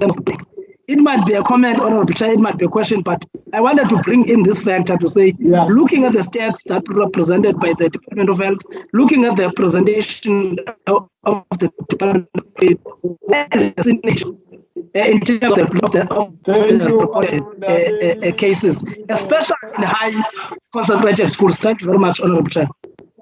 Thank you, Honorable. Thanks, Chair. Thank you, Chairperson. Thank you, Chairperson. Chair, yes, actually, two of my questions has been posed already. But, you know, Chair, I was sitting and looking at the specific section of the presentation that leads to the standing operating procedures for the student learners when they return to school. And there was a slide, I didn't see the slide numbers, but I've counted it. It's slide number 10. That's got a beautiful picture of school buildings and a layout of school buildings. And when you listen to the official that presented the standard operating procedures, it sounds that everything is in order when they follow those standard operating procedures. And when you look at this picture, you see the school has got a beautiful fence. Now, it might be very elementary and very practical for me to ask this question, but I know of rural schools where the school fences has been vandalized and stolen. Now, how many of these schools do have proper fencing? It does not help. We have a school with all the standing operating procedures, and the school fencing is dilapidated, or broken at, and stolen, and pieces are stolen. And students and learners are moving in and out of the school at any given time. And it's a fact. I've witnessed this, and I'm sure my colleagues on the committee have seen school children moving in and out of school through dilapidated school fences. So I want to hear from the department. Have they taken that into consideration? 1, 2. If not, what are we going to do about it? Because I think if we don't contain the school yard, all standing operating procedures are at risk to be compromised. So just from my side. Thank you, Chief. Thank you. Honorable Juba, have you eventually connected? Honorable Zebula, in the absence of the two members, just one question for me. First, let me appreciate all the presentations that have been made. They were eloquent. I think they were clear. And of course, the one that the SG promised to send to us on the delivery of water tanks. We'll take a look at that. That, as we have agreed on in the previous meeting, that this update must be given to the committee, on a daily basis, because we want to track progress or lack thereof. Just one question for me, because Honorable Dabili did cover me on the issue of this phase in the opening of schools that is supposed to take care of hotspot areas, and the need for such to fast track the issue of screening and testing. He has covered me there. Just one thing that I've found missing in the issue of concerning social distancing, especially when all grades, are able to open. The issue of the social distancing. in schools with hostels. I didn't get anything around that matter because it may happen that due to this social distancing that's supposed to be observed, there may be a challenge in hostels. So just only one thing for me that I think is important for the department to indicate is plans to mitigate around such a challenge. SG, can you quickly then tackle this question, these responses? I'm giving you only 10 minutes, the maximum. SG? Well, thank you very much, Honorable Chair, Honorable Members. Well, we have noted some advices during the questions. They were in the form of advices. Because if you look at the catch-up plan for those schools who have not fully complied, that Honorable Vildani raised, there is a catch-up plan that we have put up as a department to support those schools. I think we discussed that when we had this presentation, we were going to not want to be more elaborate about curriculum delivery plans. That we are going to do in the next sitting, say that what is it that we are doing around the catch-up plan as a whole.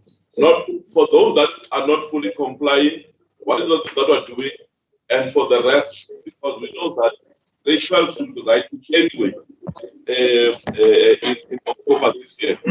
So we'll do that presentation in the next meeting on curriculum recovery. On consequence management that Honorable Makubela indicated, we want to welcome the consequence management on the suppliers who have failed to deliver the PPEs on time. Yet we've given them ample time. Yes, indeed. What we have done as a department, we have replaced them.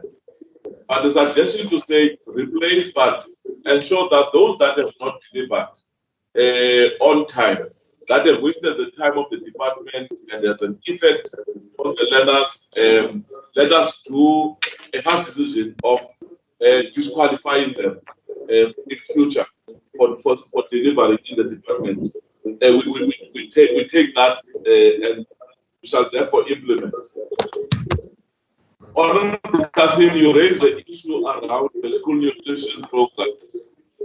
We are sending out a circular now because we are always guided by DPE on what we should do by when. Now that schools were opening on the 8th, we have done the provided for the grade 7 and grade 12.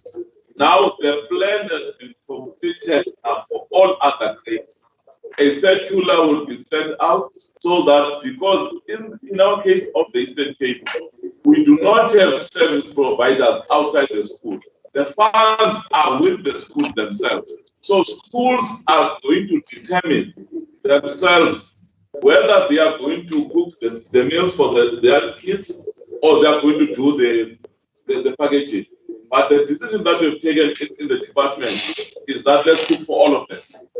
We've taken that decision instead of doing for them some packs. Yeah, so we're going to be cooking to all of them. So it's just an instruction to schools to really continue serving meals for all the learners. That will be done.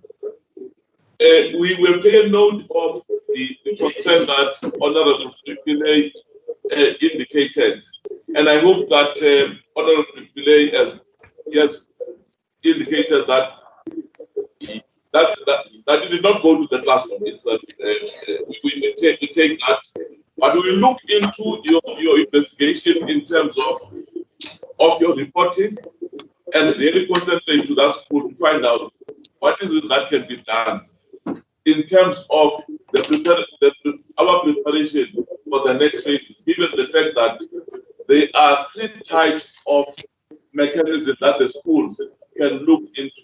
Whether if the other phases are going to come in, whether it's going to be platooning, rotation.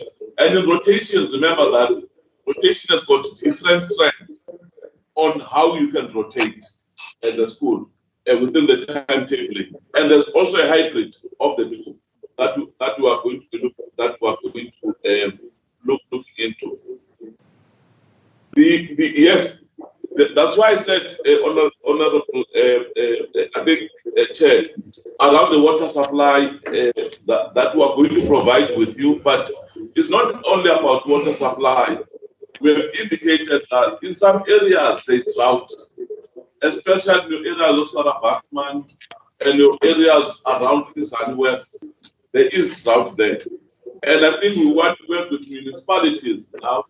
The Department of Water and Sanitation are engaging now with municipalities on how best do we resolve such situation.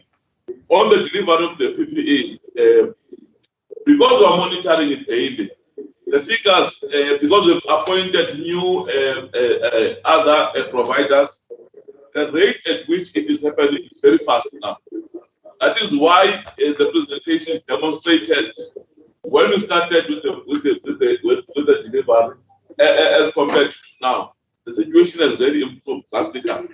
The figures now indicate it's 102 by Monday, but delivery took place on Tuesday and took place on Wednesday. We are going to collect the information today.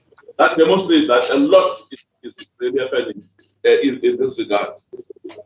Honorable Nadeni, you raised quite fundamental issues on planning, on even on the types of schools that we have. We take that comprehensive input on what we should do around the working between the Department of Health and the Department of Education in relation to the size of our schools and where the concentration of the virus is at. We are going to factor it in terms of advising our district how they collaborate at that level. On the standard operation procedures, I think that the picture that is sent there was just an illustrative picture, but the reality on the ground, it's correct that there are schools that don't have fences. The reason, that's precisely the reason why we employed SSTs, the school support team, so that the school support team manages that environment as a whole whilst teaching and learning is taking place, because they've got the responsibility around really assisting teachers around issues of training and training. That's why we decided to employ them to mitigate on all these areas, but we know that it is not conclusive indeed, but we thought that it's important for the school to have the extra hands. Chairperson, your issues on the hotspots that you raised, we take comfort on how we are going to define ourselves as we are noticing quite a number of things that happen. That's why we decided today, let's give you a progress report on how we are supporting schools and the psychosocial support that we are providing to schools, as well as the standard operation procedures. These standard operation procedures are with schools now. We have developed them and sent them to schools so that schools don't have a confusion on how to respond on issues. So I think, in a nutshell, this is how I want to consolidate the responses, Chair. Okay, but you missed my question because I was just backing up Honorable Ndabeni, because I was saying the issue of hostels, social distancing has been missing in your presentations. My apologies, Chair. I've noted that question, because in our presentation we did not factor in hostels on how we are managing social distancing within hostels. But in the earlier presentation that we presented to yourselves, we made a point that we are reporting on business of hostel promoting, and it showed that you should not go beyond the prescriptions of COVID around social distancing and etc. That we made. But with the incoming of, we are going to strengthen that and make a submission to yourself. So we are really appreciating your caution as to say you cannot talk about the opening of other grades if you do not have a firm plan around districts. So it's an oversight on our part. We are going to strengthen it and okay. Members, any follow-up on the responses, Honorable Kasim? Chair, thank you, SG, for the response. SG, I think you might have missed the second part of my question as it pertains to the school nutrition program, because fine, I'm not going to go into the spoiled milk that all grades who have not returned have not yet received any meals. But if there are schools that are going to meet on a rotational basis, how are they going to provide meals for all learners if all learners are not going to be at school every single day? That is really the crux of my question. Because you are saying you have made this decision, or you have been guided by TBE to make this decision that all learners must be given a meal rather than a package. But if learners on a Friday not going to school because there's a rotational, they're not going to receive anything on that day. Unless they are only coming in, you are saying get a meal and to go home. Any other follow-up question, members? Just note that. Yes. Honorable Chair? Yes, Honorable Pillay. I think Honorable Kasim just now mentioned about people, I mean, the teachers are not there on a particular day. This is exactly I was clarifying with the SG, that the teachers, those who are not supposed to teach on that particular day or they are not assigned work, are they supposed to be in school? Because some principals are insisting that all the teachers must be at school, whoever is supposed to be there, and there is no clarity on that. Thank you. Any other follow-up question? All right, SG, take the two. Okay, thank you very much. Let me take the last one, and Ms. Fuchari will take the one on school nutrition. All teachers are supposed to get break every day, irrespective whether they are rotating or not. Remember that they have got a lot of other responsibilities, teachers in schools. So that is simply my response to that. If whether it's going to be rotation or not, teachers will be at school. Now let me take the last one. Mufutani. Thank you very much, SG. Thank you, Honorable Chair. Just before Mufutani, just remind me, I might have missed you. Did you take an oath? Honorable Chair, I did not. I will not allow you to respond. SG, take that question because I'm clear that some of that response here must be somebody that has taken oath. Were you in when the others were taking oath?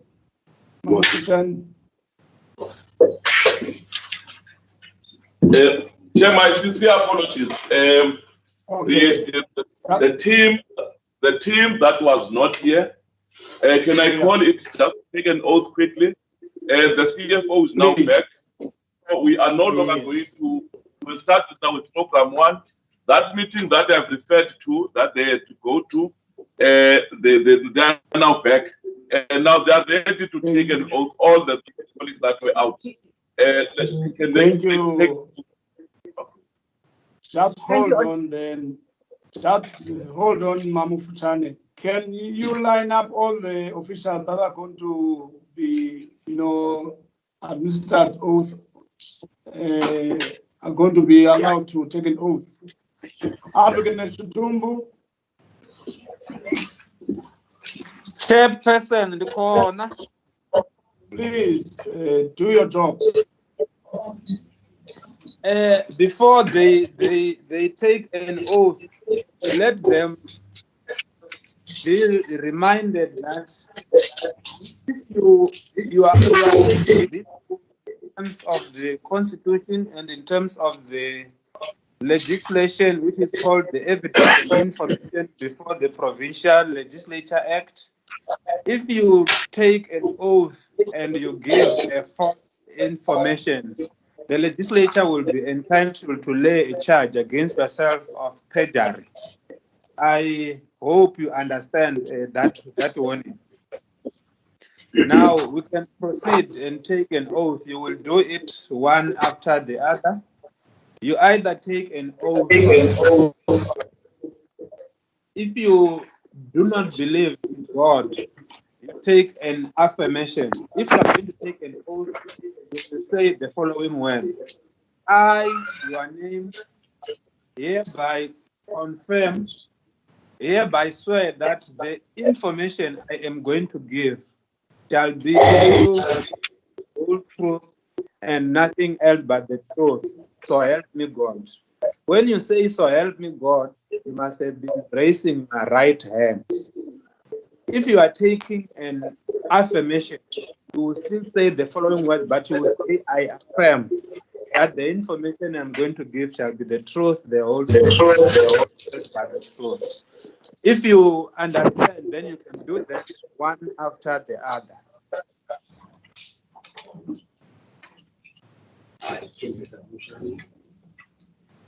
All right, Mamfuchane, it's either you say you're going to take an oath or an affirmation, so that you're able to follow proper way of taking oath and affirmation. Thank you, Honorable Chair. I'm going to be taking an oath. Yes. I, Tembisa Fuchane. Let me start again, Honorable Chair. I, Tembisa Fuchane, hereby swear that the information I'm about to give is the truth and nothing but the truth, so help me God. Thank you. Next one.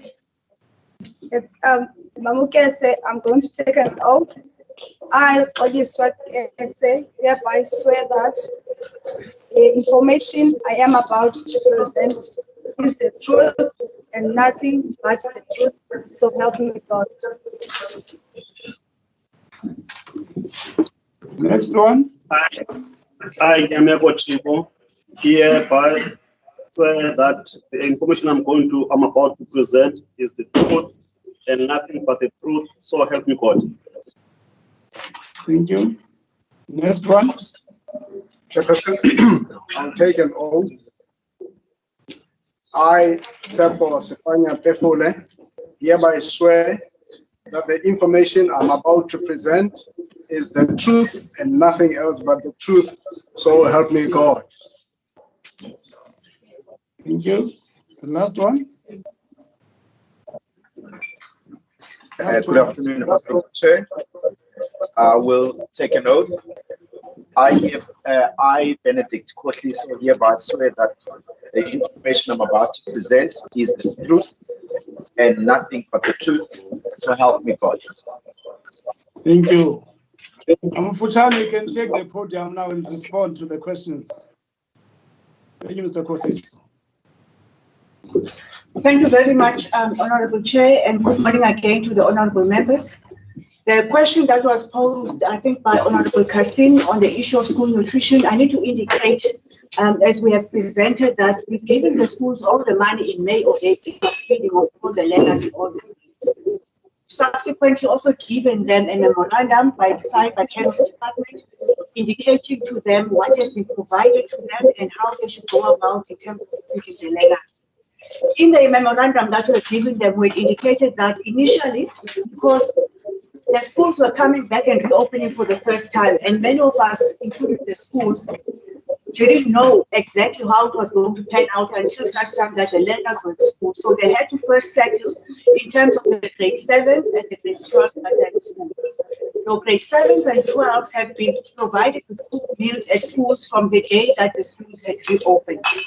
There is now a subsequent memorandum to the schools advising them that since the money is with them, they need to ensure that they feed all the learners in all the grades and the provision of a cooked meal to those learners. The school will decide in terms of how that cooked meal is going to be provided. The first thing that the school needs to do is to determine which of the learners that are not yet phased in will be coming into the school to receive a cooked meal. Then the school will pay the food on the basis of the analysis or the determination that have been made in terms of the number of the learners that will be coming in.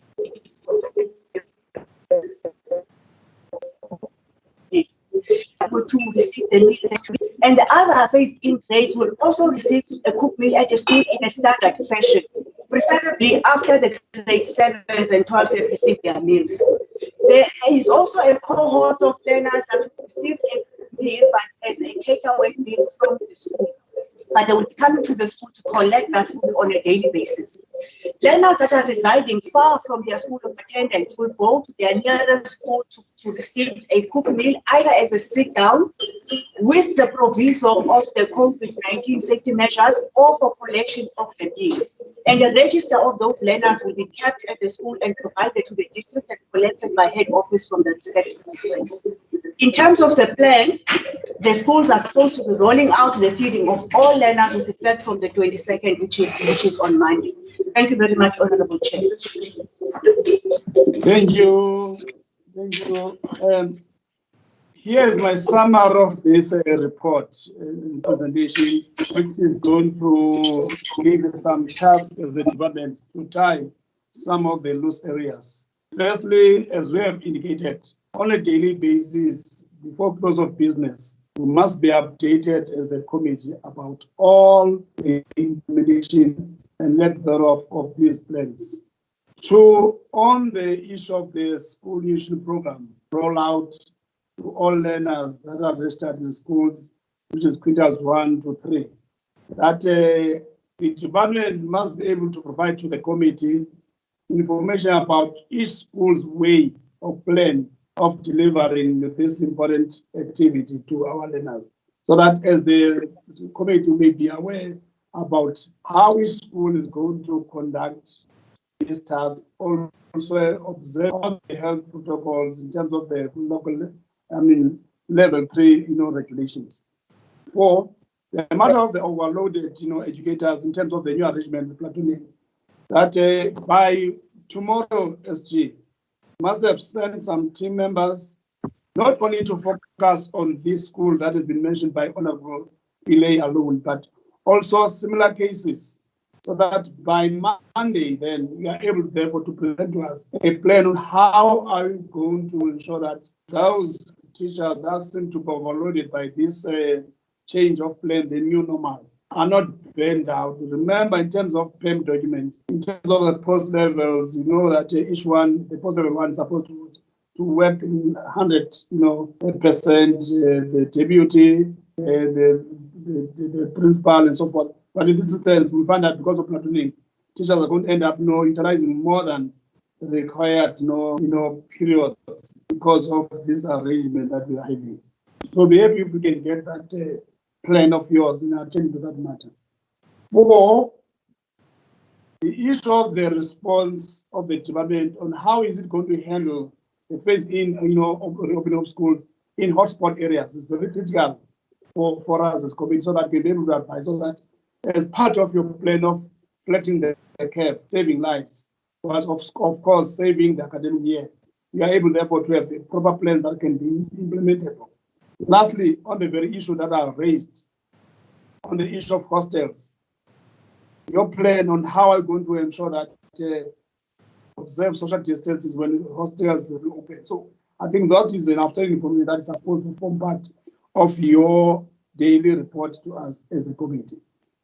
Having said so, remember last week we only posed questions on all the overviews that we presented.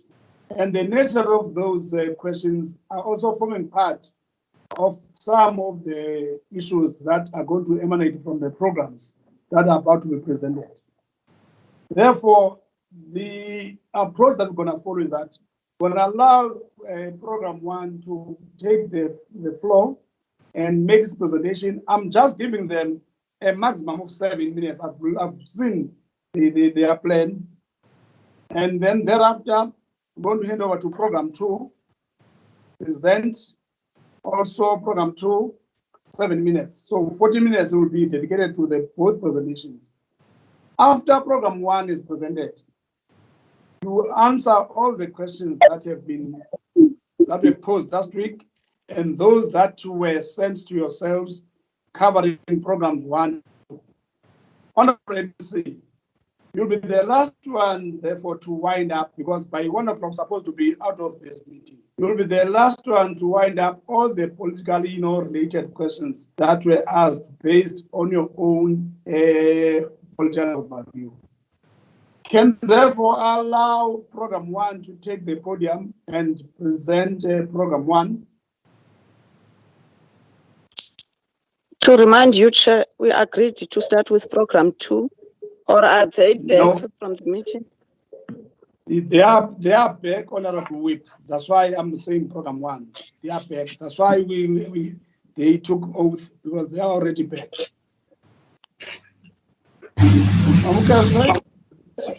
Thanks, Honorable Chairperson.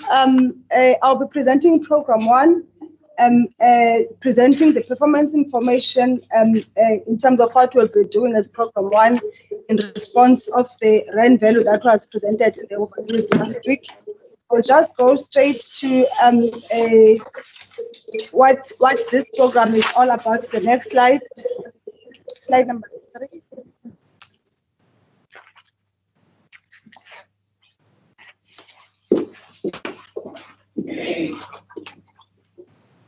This program, Honorable Chairperson and Honorable Members, even though in terms of education sector has 6 sub-programs, but for the Eastern Cape Department of Education, we are having 5 sub-programs because we don't have a conditional grant. And so it's sub-program 1.1 to 1.5.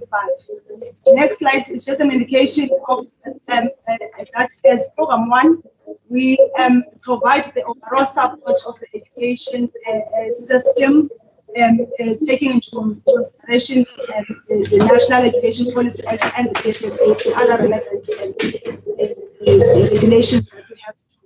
And we provide governance and financial management and assurance services, making sure that the monies that have been received are allocated appropriately. There's accountability, there's monitoring and support, and also there's audit.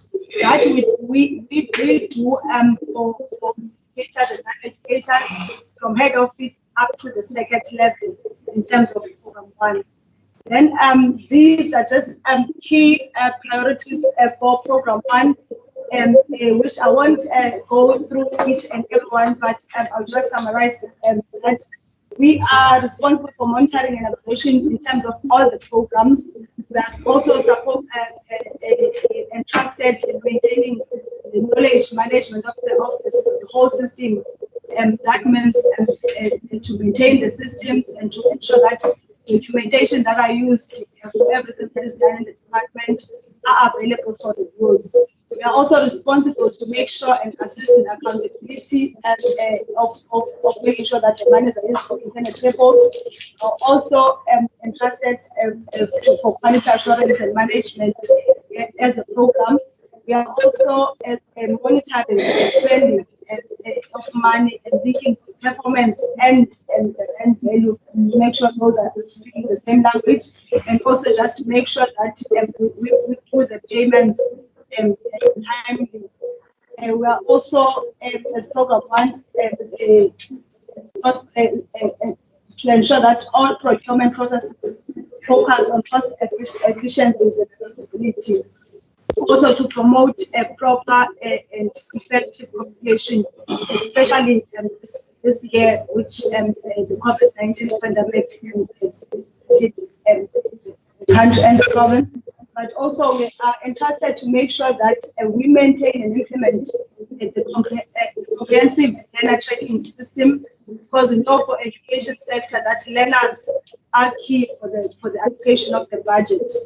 But also, what is very important is that of all what we have done, we improve in terms of the audit outcomes and get the right qualification for the department. These are the sub-programs, as I've indicated, Honorable Chairperson and members, that we have 5 sub-programs. Office of the MEC under this program, corporate services, education management, human resource, and the MES, which deals with learners. Honorable Chairperson and honorable members and honorable MCs and colleagues and SG.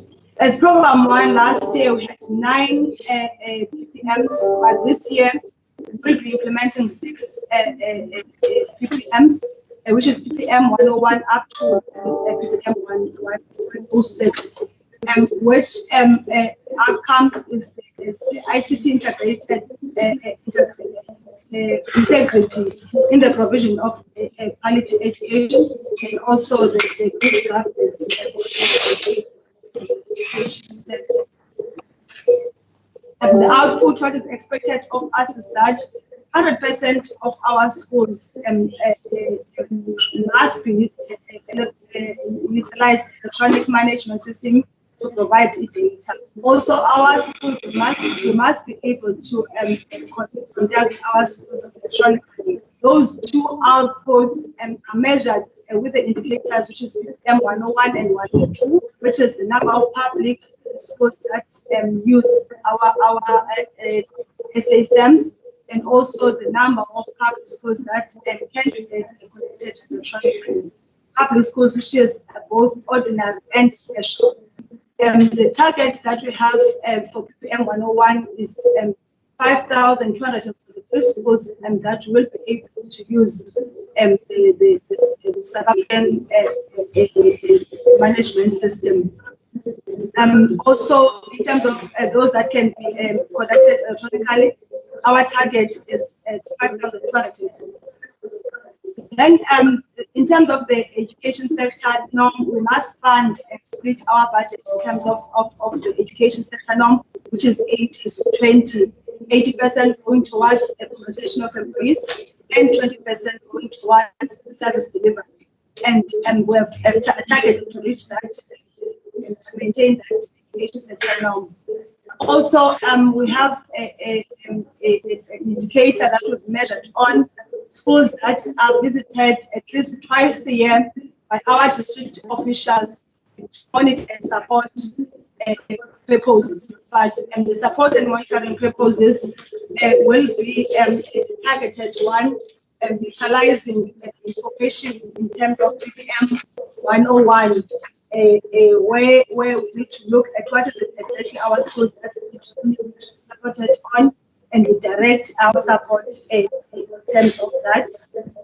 And our target is that at least 90% of our schools will be able to visit those twice a year. Honorable Chairperson.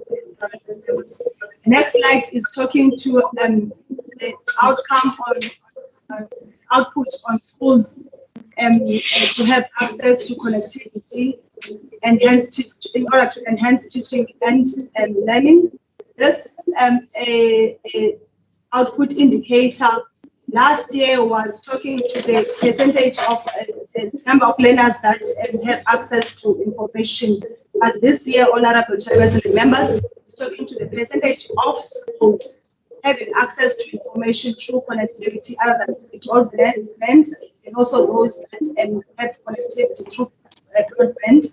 And the revised target there to respond to the schools, what the learners is now 35% and 15%.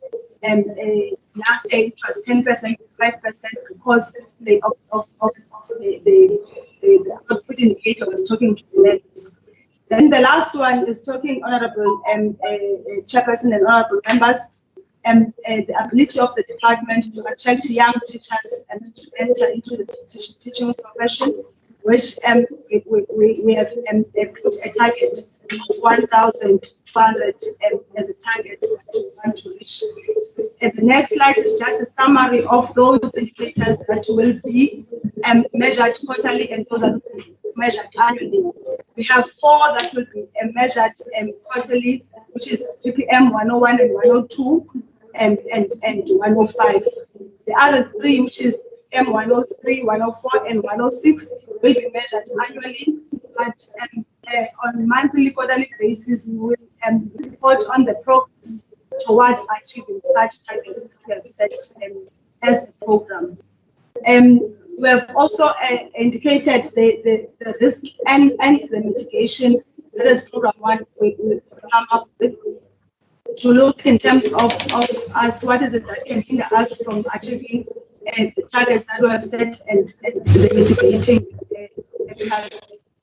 By indicating that there might be a risk of internet connectivity ahead of his districts, which might be unreliable at times and may hinder activity, which we have suggested a mitigating factor there, and that as CETA is mandated governmental entity to provide internet services to the department, that must be improved in terms of connectivity. Also assess the risk of insufficient technical support that might be available at school level and also at district level, looking at the standards that are there to say for 84 users, there must be one technician that is available to service the 84 users of the network or the systems. And we are indicating here that the new what will mitigate that is that the new organogram structure will allow ICT resources to be made available at district and second level, because that's where implementation will be happening. And also that it's important that critical and funded posts must be filled timely, as the organogram has been approved already. Also indicating as one of the that cybersecurity attacks is something that is there that might happen. We are saying as a department that we will have to focus on deploying ICT security solutions and services to have the cyber security and attacks, and using the one pin codes that will only be sent to the user and not to everyone.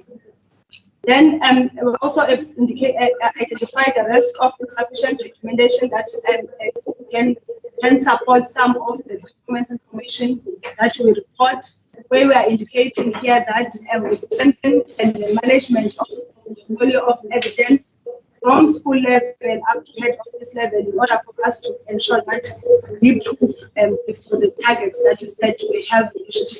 That is going to be very, very important. And also lastly, the risk of unable to supply the required number of teachers in a critical subject and niche subjects, where we are saying the reskilling and upskilling of our teachers, required skills, recruitment of our learners to take teaching as a career of choice, and also to recruit through the funds and Shaka bursaries. Last one is the pandemic itself, which has hit the country and the nation, where we are indicating here that the implementation of controls in line with the regulations is very important for the administrative control, safe work practices, and safe schools environment. And also we're educating that training on preventative measures which will be very important. And also we leverage on ICT to support teachers and Honorable Chairperson, those were the performance information. Honorable Chairperson. Yes, is that all? Yes, Honorable Chairperson, I was going to go to your question, the questions that were posed for program No, one. I'm generous today, Mamuke. I just want you to take a water break and allow program 2 to present. Then thereafter, after program 2, you come and respond to the question. I just want to take a water break. Okay, thank you very much. So that you can prepare yourself for the responses. Program 2. Okay.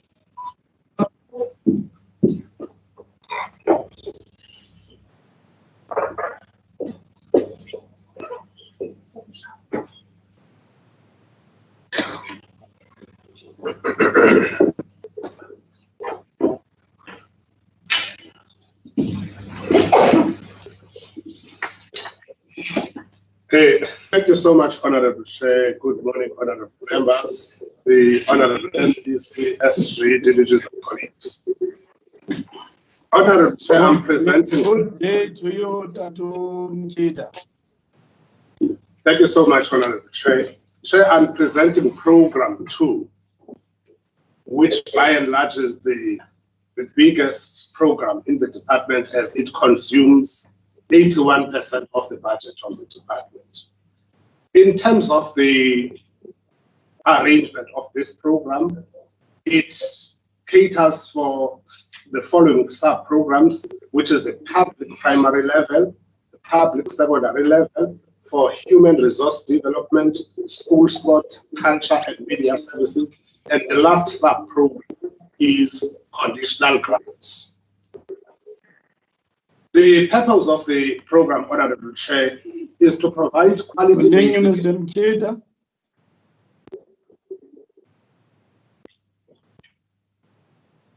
Okay, Honorable Chair. Can I proceed? Yes, continue.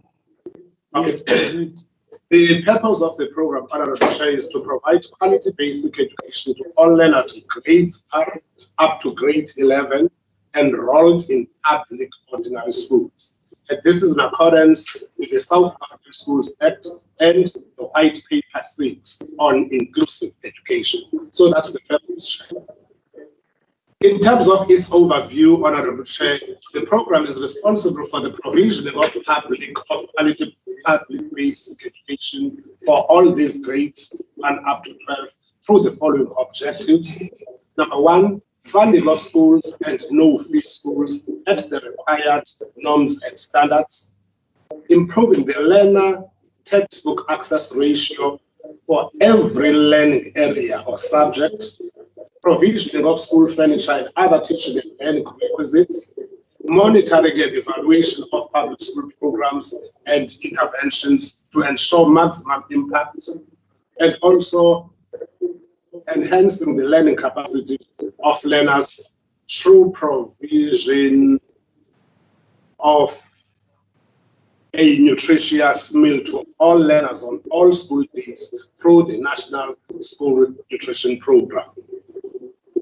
And the overview, again, continuing, improving competency levels and capacity of school principals and senior management teams to ensure functional teams, developing the professional capacity of teachers and instill a culture of accountability, expanding inclusive education opportunities to support learners experiencing barriers to learning, enhance the governance capacity of public schools, and the creation of a conducive teaching and learning environment, and also managing the schooling landscape and aligning all small and medium schools in the province.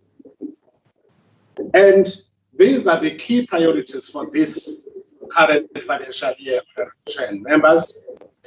Implementation of the approved school rationalization program, funding of schools and no-fee schools at the required norms and standards, providing textbooks, stationery, and school furniture for every learner, monitoring and evaluation of public school performance and interventions to ensure maximum impact, enhancing the learning capacity of learners through providing a nutritious meal to eligible learners on all school days through National School Program, providing professional development opportunities and high-level support to school principals, deputy principals, and HODs. strengthening Go to the use next of slide, SAC. Mr. Mchida. The next slide. Thank you, Honorable Chair.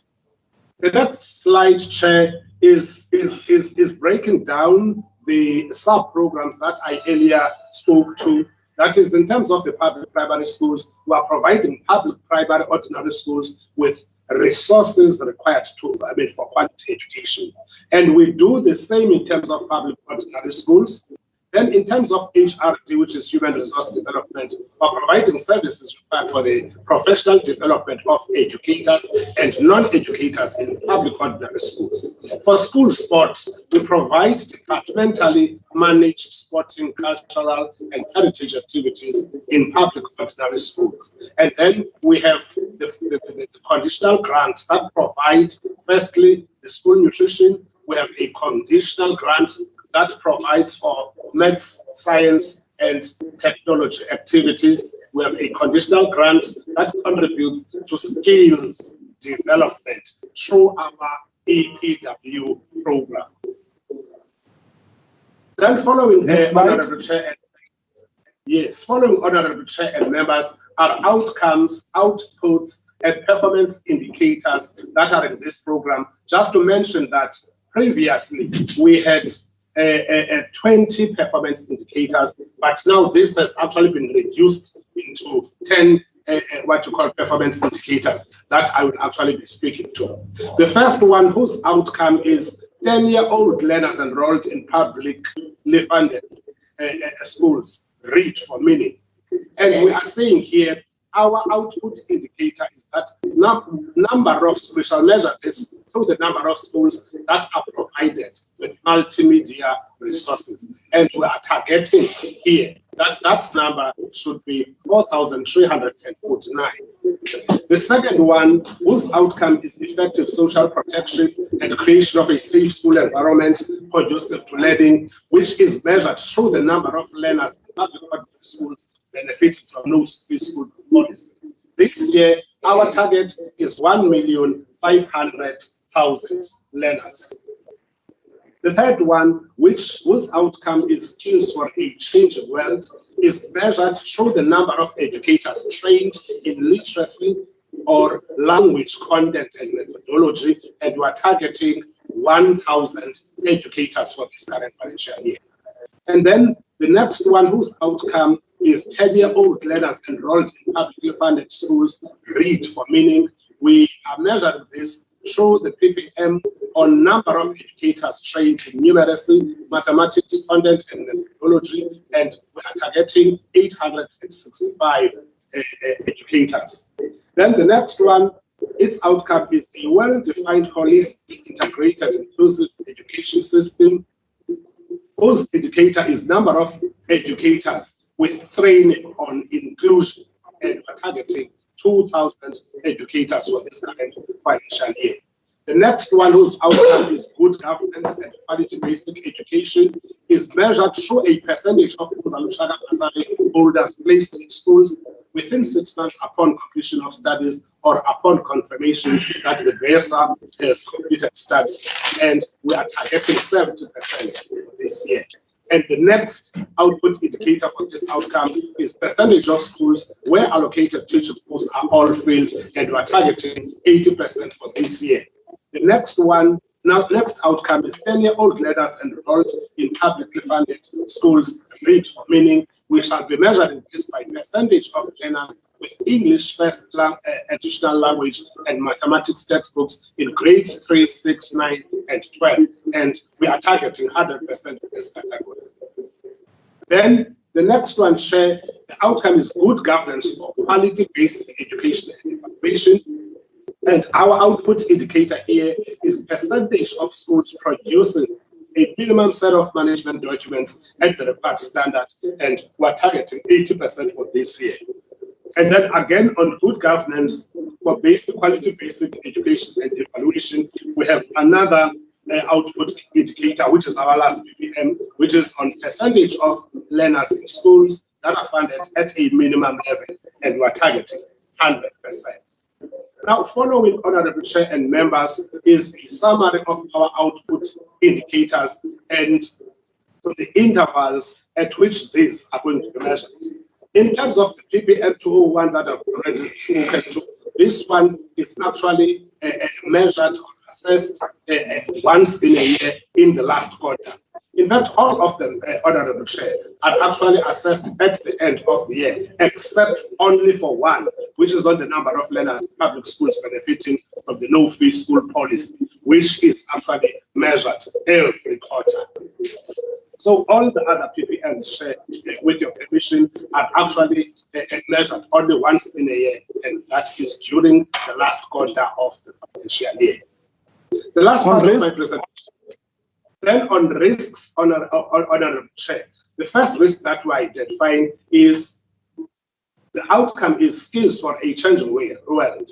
And our key risk here is budget for resourcing and consumables, the escalating cost of employing educators and professionals and artisans against budget cuts, limited learning material, shortage of suitable qualified educators. And we have those risk mitigating factors, where in the first one, we are saying norms and standards policy for funding focus schools is going to assist us. And next, building and reprioritization of funds for recruitment of skilled educators, then reallocation of educators from closed and private schools to focus schools. Then on limited learning materials, we have development of learning materials. Then on shortage of suitable qualified teachers, we are engaging our HAIs together with our TVET colleges and also redirecting educational educators to areas of need. The second outcome is well-defined, holistic, integrated, inclusive education policy. The key risk there is insufficient documentation, reported information, and we are mitigating that risk. Once you are there, Ms. Mkida, remember this is one of the areas that is making you not to get what is called clean audit outcomes. Just take note of that. Continue. Okay. Thank you so much, Honorable Chair. The next risk share is transfers to schools are not reflected on time, and transfer of funds sometimes actually goes to close schools. And how we are mitigating this risk is we are processing transfer payments on time to schools, as we have already done this year, and we are rationalizing and rationalization and alignment program to update SK sums on closed schools. The biggest risk check, which is the last part on this slide, is management and prevention of coronavirus, which is COVID-19. It is a risk in itself. And how we are hoping to mitigate this one is we are implementing control measures in line with regulations and guidelines, administrative controls, safe work practices, and safe schools environment. We are also here relying on education and training on preventative measures, but also we are leveraging ICT to support teaching and learning. And for program 2, Honorable Chair, that is all. Thank you. Thank you, Mr. Mkida. Can I allow our acting CFO now come back and respond to questions? Members, I need you to be 110% alert now, so that you follow the responses, whether the responses given are indeed responding to the questions that were posed or they were misunderstood by the department. So I want you to be alert so that if you need to make that question, you do so. Mamukese, the floor is yours. I think you have taken enough water break now. Yes, thank you very much, Honorable Chairperson and honorable members. I will go through the responses that were sent for program 1. I won't read the question. I will go straight to the response that we have given. The first one was on the budget that was reduced for sub-program 1.1. Mamukese. Honorable Chairperson. Because the meeting is streamlined, is on live streaming. Please do read the question so that we can follow your response. All right. Okay, Honorable. Thanks, Honorable Chairperson. The first question then was the budget for the sub-program 1.1, which is the Office of the MC. was decreased significantly by 38.3%, followed by sub-program 1.4. Which the response that we have indicated was that the reduction that is seen from the budget versus the revised budget is because of the reallocation of the communication budget that was in the sub-program 1.1 taken to corporate services under communication still. This was implemented after the discussion that we had, Honorable Chairperson, with the committee, where we increased the budget of the Office of the MEC, and we agreed, it was recommended that that budget should sit with communications. So it was reallocated to communication, but in a different sub-program, which is sub-program 1.2, corporate services. Then for the sub-program, which is MS, which has substantively increased by 106 when compared to the revised estimate. We're indicating here that the MS sub-program we were managing the system, which is SASMs, utilizing the contract of Deloitte. When that contract expired, we as a department wanted to capacitate ourselves by having our own staff members that we appoint. But because of the time that it took in terms of the approval of the organogram, also in terms of the PCMT process that we needed to go through, and the advertising of those posts, we could not appoint, excuse me, we could not appoint on time. Hence, during the month of February, March, the support of MS, which is SASMs, there was that maintenance of the server and appointment, which was not done. Hence, when you compare the budget with with the revised budget estimate, is that increase that is showing there. It is because we've only just started this year to capacitate the MS for SASMs. Then the other question was there are concerns raised from various interest groups and stakeholders, including teachers themselves, that the department has been unable to deliver essential health and safety services, especially on rural and township schools. Are all districts ready to reopen, and are all schools ready to admit all grades? I think in the presentations that were done by the SG and the colleagues, it has we have presented our plans as a department on making sure that the schools are open. But also we have indicated here that we have employed the sourcing strategy of appointing SMMEs in the province, where the first cohort of PPEs were delivered by 30 suppliers. That was for our teachers. Then about 250 SMMEs were also appointed to deliver the first cohort to the second cohort, the first and the second cohort for grade 7 and 12, and also for the rest of the grades. And we employed the SMMEs. We are indicating here that yes, there were schools that were ready to open on the 6th of June, as was presented in the previous presentations that we have made in the department, Honorable Chairperson. The other question that was posed was, can the department take the committee into confidence and outline where has or is falling short on preparation? Do the appointed service providers have capacity? We are indicating here that when we appointed the service providers, Honorable Chairperson and Honorable members, we indicated to them that before we can give them the appointment letter, can they be able to deliver within 48 hours, which the service providers themselves did confirm. And for those that when we did the monitoring of the delivery of the PPEs, we saw that they were not able to deliver. Those were replaced.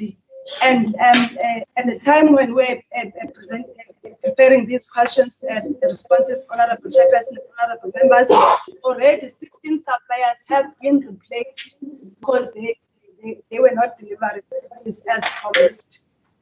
There was also a question on are there any COVID-19 infection cases reported or known amongst members of the school community?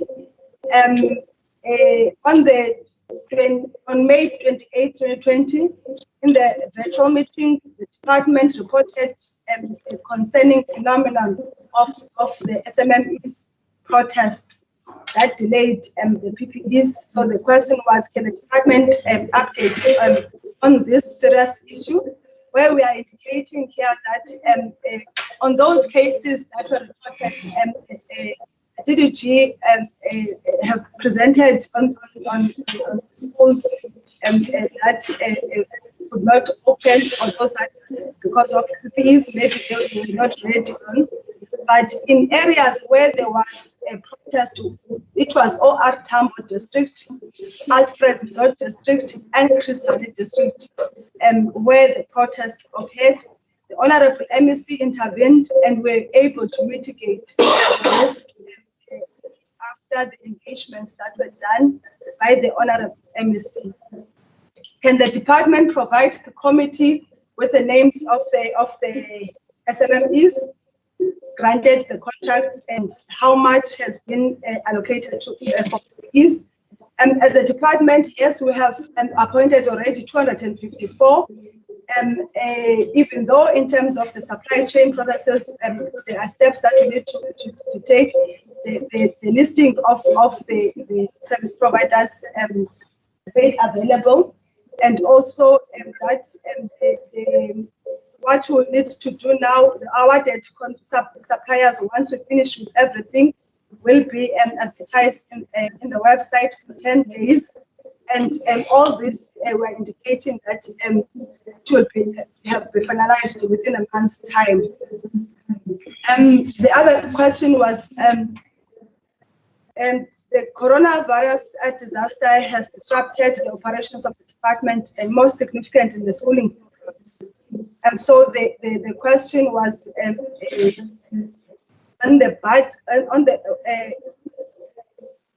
the budget will significantly be impacted by the pandemic. So while it is appreciated that the department has presented on its preparations for the reopening of schools, can the department appraise the committee specifically on the extent of the pandemic that the pandemic has impacted on the budget? We have given a response here, Honorable Chairperson, that the budget of the schools have not been significantly affected grossly. However, in terms of the supporting activities that the schools have done, that has been stopped, and also the traveling and some of the trainings. So those are the areas where, in terms of the schools, it has been affected.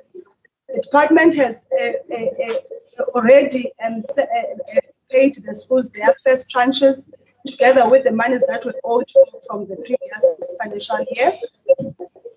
Even though Provincial Treasury has indicated that there might be a 2 billion cut that is imposed by National Treasury. Of the areas where we have looked and prioritized over and above what National Treasury has indicated on 5% cut on school nutrition, and also in terms of the EIG, which is the grant. As a department, substance and traveling, we have a cut on that. Catering activities we have cut, sporting activities have indicated and cut, training and development and transport for departmental activities These are the areas, Honorable Chairperson and Honorable Members, that we have looked at, we have proposed and reprioritized that budget to make available. And already, as a department, we have set aside funds for communication. That is the broadcast that we do in our radio stations and newspapers. We've also sent a circular allowing the schools to appoint the school support staff, and also we have acquired fees and for both our special schools and ordinary and independent schools. So in total, Honorable Chairperson, what we have, the commitment so far is, as indicated, 865 million that is indicated in the response, which is the money that has been reprioritized within the department. There was also a question where it says, can the department provide the report on the savings made due to closure of schools, if there has been any? However, are they going to be utilized? So we are as I've indicated on the previous response, Honorable Chairperson and members, that catering, traveling, accommodation, sporting activities and meetings, those are the areas where we have stopped, and also we have indicated that we have reprioritized that to cater for the COVID-19 activity items that we needed to acquire. There was also a question. There was a higher than projected number of employees taking early retirement in 1920, which led to overspending transfers. So the question that was indicated there is, what's the total number of those that have retired, those that have taken early retirement? What has been the impact on the unplanned early retirement on the operations of the department, and what are the implications of the unplanned early retirement? Where we're indicating as a department, Honorable Chairperson and Honorable Members, that in total, in terms of retirements, the number is 1,369, of which 310 of that number is early retirement, 62 is because of medical retirement, and 997 is the normal retirement that was taken. The data is for educators only, as I've indicated. Just once you are there, Mamukese,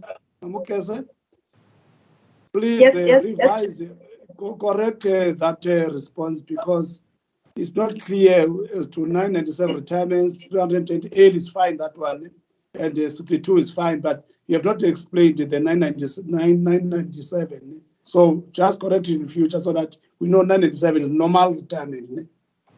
All right, continue. Okay, thanks, Chairperson.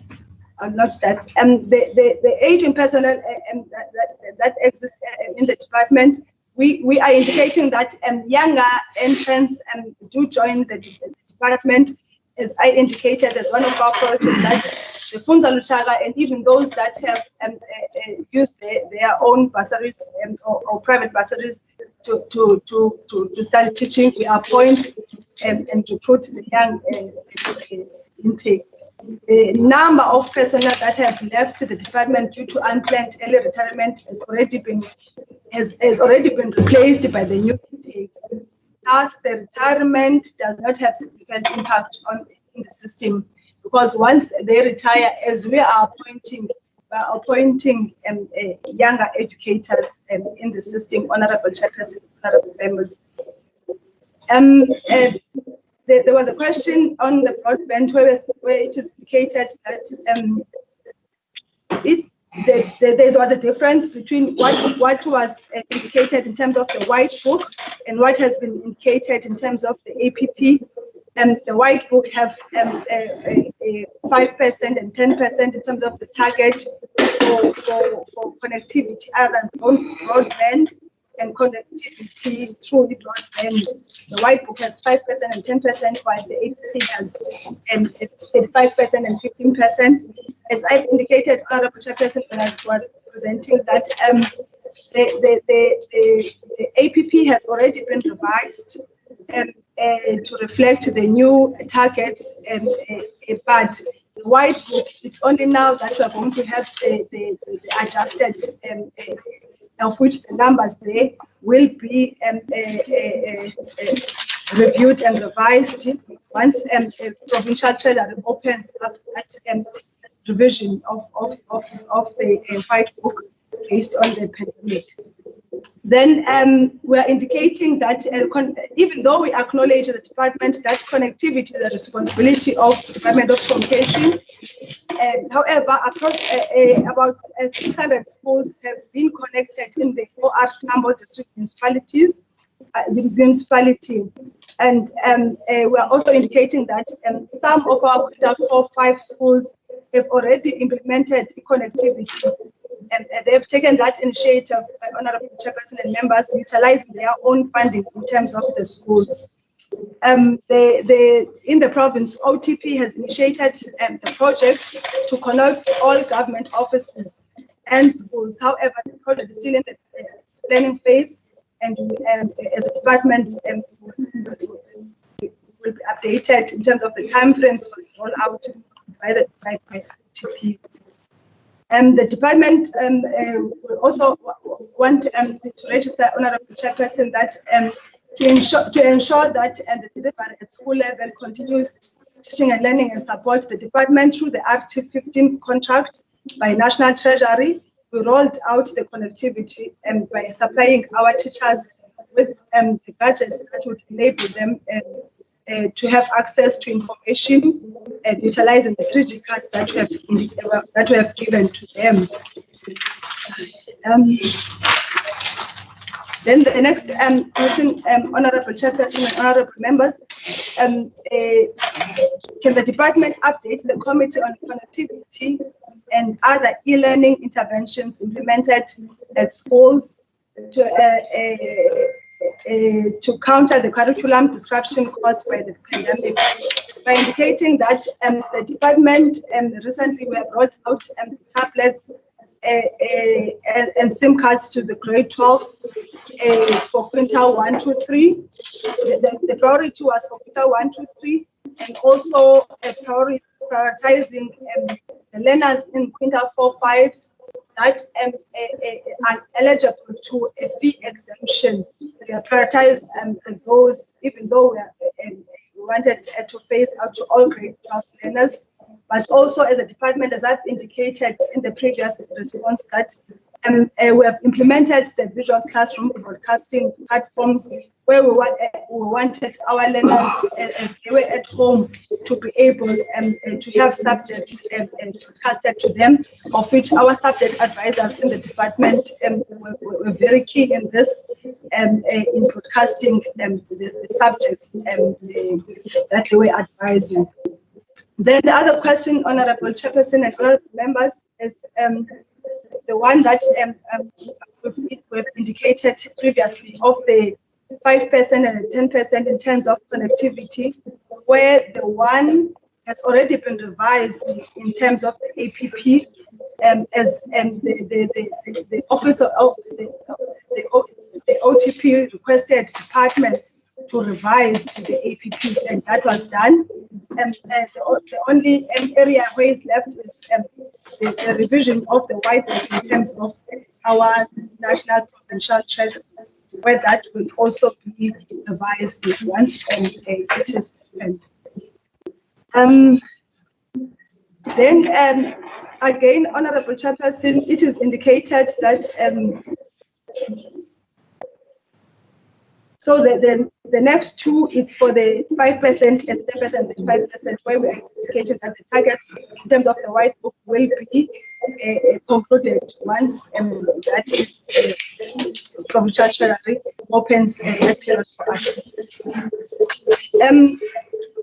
Still on challenges with connectivity, also at head office and district connectivity is unreliable and hinders productivity. To what extent is productivity adversely impacted by this? What steps have the department taken to liaise with CETA to improve connectivity. And will the department be able to leverage ICT to support teaching and learning now that the connectivity is non-negotiable? We are indicating as a department that yes, we have tried to make sure that at school level, teachers and learners are able to have access to information, because connectivity is very important.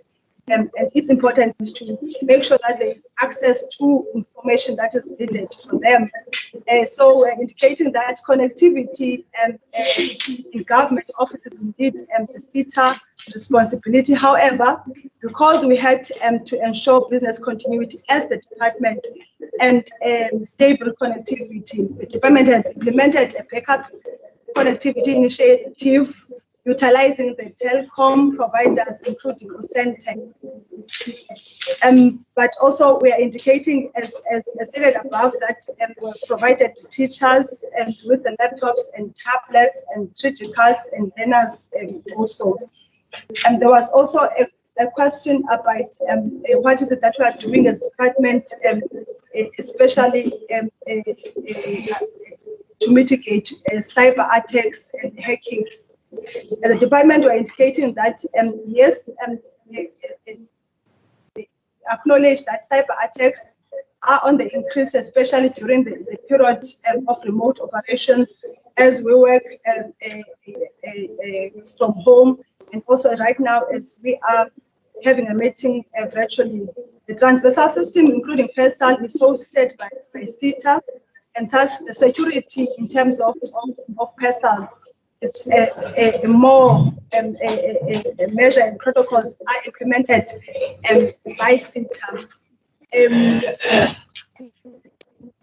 We're indicating that other platforms that are controlled by the department, including the email system, runs on the Microsoft 365, and we have also procured the premium support with Microsoft to ensure that at least security support we do have as a department.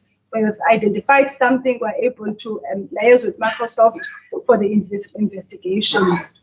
We are also indicating that the department has also embarked on a large-scale security and policy adoption because of a lot of systems and connectivity that is being used, and enhanced campaigns to highlight the danger and impact on cyber security breaches, just to make sure that we educate people that sharing of passwords is not permitted, and also that the one-time PIN codes are sent to our phones when we open our emails, and that has been implemented by the department. And there was another question to say the key challenge of fiscal consolidation. Just the question was for us to give more clarity on that, and what are there any other challenges hindering the implementation of a new organogram? We are indicating, Honorable Chairperson and members, that even though our budget as a department grew by 2.6%, which is way below the expected growth as a department, and also that we have experienced a lot of budget cuts that has been imposed on the department. And also we are putting, we are referring to the committee that the compensation of employees grew less than the CPI +1, because our COE grew by 4.2%. But in terms of what as a department we do is to try and make sure that we spend within the budget as far as possible, but the growth and increases of salaries without being funded has started to create a lot of pressure for the department, and is resulting in some areas being overspent, Honorable Chairperson. But the department will continue to implement the organogram that was approved, but whatever we're going to do as a department, we are assuring that it will be limited to the available budget that we have, Honorable Chairperson and members. The other question that was posed for is how far is the progress made in resolving the issue of insufficient supporting documentation? We are indicating here that for the performance information that we report on in terms of the targets that we have reached as a department, even though we have improved in supporting the targets by making sure that the documents are available, there was an improvement in terms of that, Honorable Chairperson and members. And the department has also developed policies and standard operating procedures guiding the collection of performance information to serve as a portfolio of evidence that is needed. The other question that was posed, the Honorable Chairperson, is it was said that equally concerning is the continuous inability to supply the required number of teachers, which was about the recruitment, and also that how many teachers are needed for the subjects that are very critical in our schools. We have indicated as a response, Honorable Chairperson and members, that the Funza Luchaga Bursary Scheme from DPE, Matthew Goniwe provincial bursaries that we have, and also National Student Financial Aid Scheme. Those are one of some of the measures that are there that are meant to curb the challenge of us not having enough teachers in subjects that are critical. So when these bursaries are given to our learners, they are directed towards the critical posts. This year, the department has appointed 267 Chaga graduates and 522 NSFAS new entrants were appointed thus far. And we are indicating that the shortages of teachers, we make sure in terms of the department that we declare in terms of our PPN based on the budget. Therefore, the shortages of teachers depends on the PPN declaration for that particular year, which is not the same year in, year out. And that all the posts are budgeted in line with the PPM declaration that we have done. Honorable Chairperson and members, there was also indication that there's a new challenge brought about by the pandemic that exacerbates matters. There's the issue of teachers above 60 and those generally who have comorbidities. How many teachers have been identified to have comorbidities? We're indicated here that as a response to Honorable Chairperson and members that there are 3,530 as at 10th of June this year, teachers that have declared their medical status. However, I want to register to the committee that it should be noted that this is a moving target as the country is in the stages of healing. So as we get the information that statistic might increase, Honorable Chairperson and members. And we are indicating that in the stage that our educators will continue to declare their medical status. And the other question that was posed, Honorable Chairperson, is the department is conspicuous silent on allocation for consultants, and we needed to give details in terms of that. We've indicated that as a department we have taken the decision to reduce the consultants, the dependence on consultancy, taking note that there are areas that will always require the services of experts. However, as a department, if you attach there is a table that is showing a reduction from 2017-18 financial year, where we had 128 million worth of budget for consultants, and for 2020-2021, we're at 50.7 million for consultants, of which we have indicated that we have 4 individuals that were paying. also have services that we do pay for our internal audit, our project management, and also for our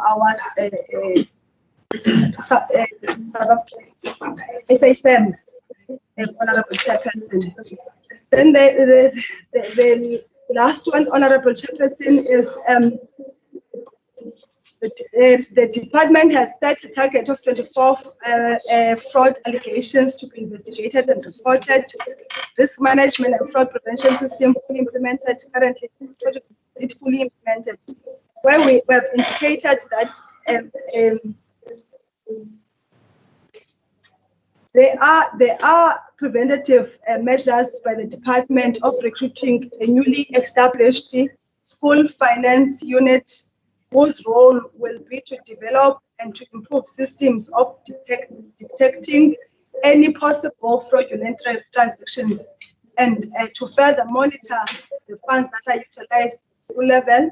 And we have indicated at the department that the director, Adaye, has been seconded to establish this unit, and he does have the risk management and legal background, because we have emphasized this as a priority and very important for the department. Also, we have responded to say, Honorable Chairperson and members, that there are no new cases that have been reported in terms of litigation cases.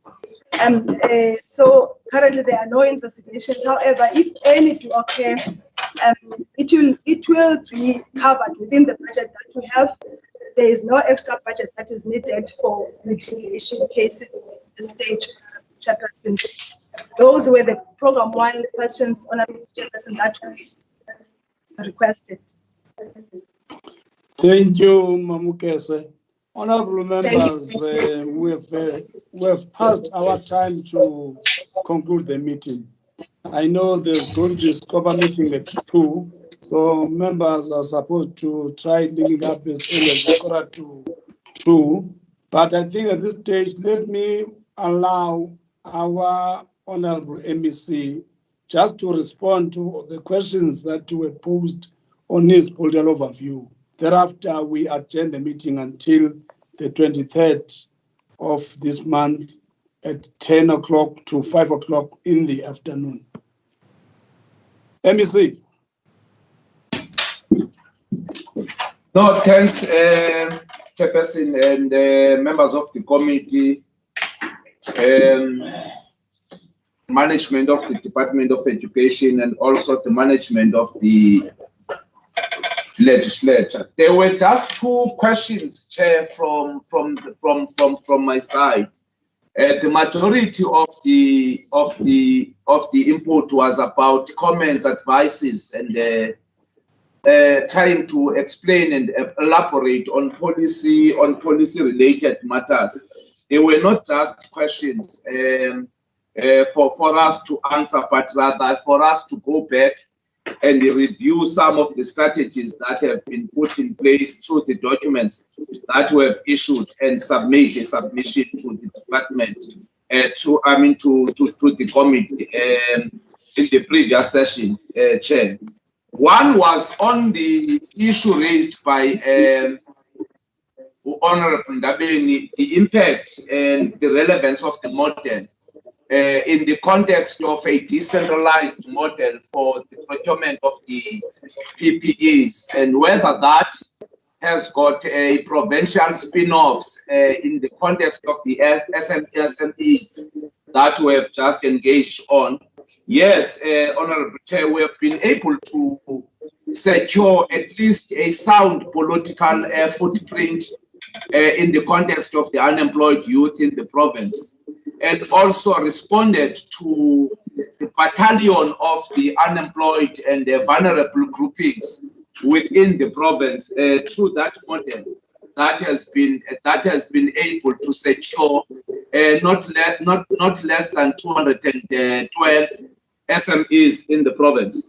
So yes, of course, it has got challenges in relation to its own performance, but at a strategic level, I think it's one of the models that I would argue that probably the entire government should look closely into in terms of the magnitude that it has been able to respond to.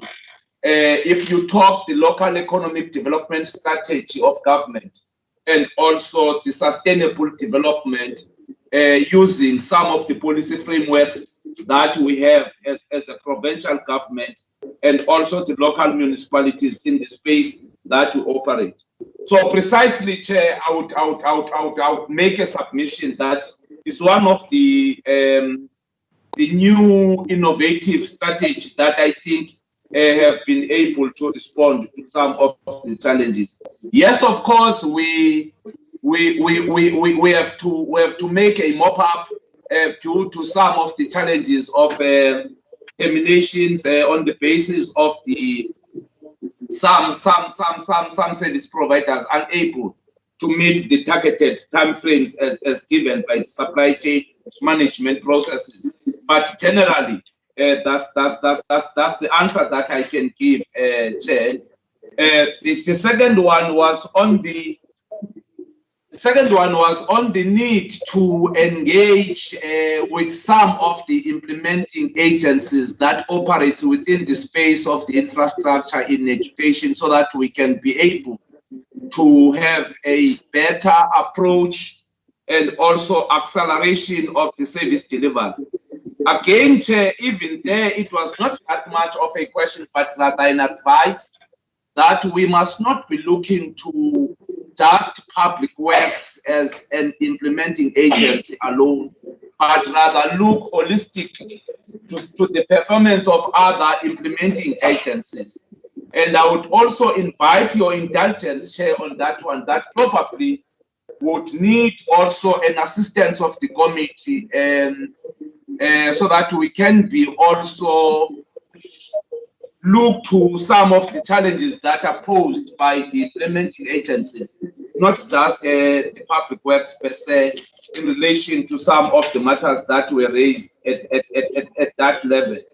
Lastly, Chair, was the submission that has been made, whether was it a strategic move for us to open school at that moment we're engaging at that time.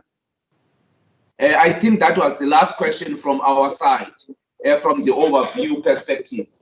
Yes, Chair, you know, the problem the country was confronted with at the time of the debate on the reopening of the school was whether are we able to align the sector within the sectors that the president is declaring for reopening, as from time to time give indications of the levels in the country, and whether the sector itself has been able to align again with the world standards required for exit points in the system. Because remember, when you talk of grade 12, you are talking of an output internationally, not nationally.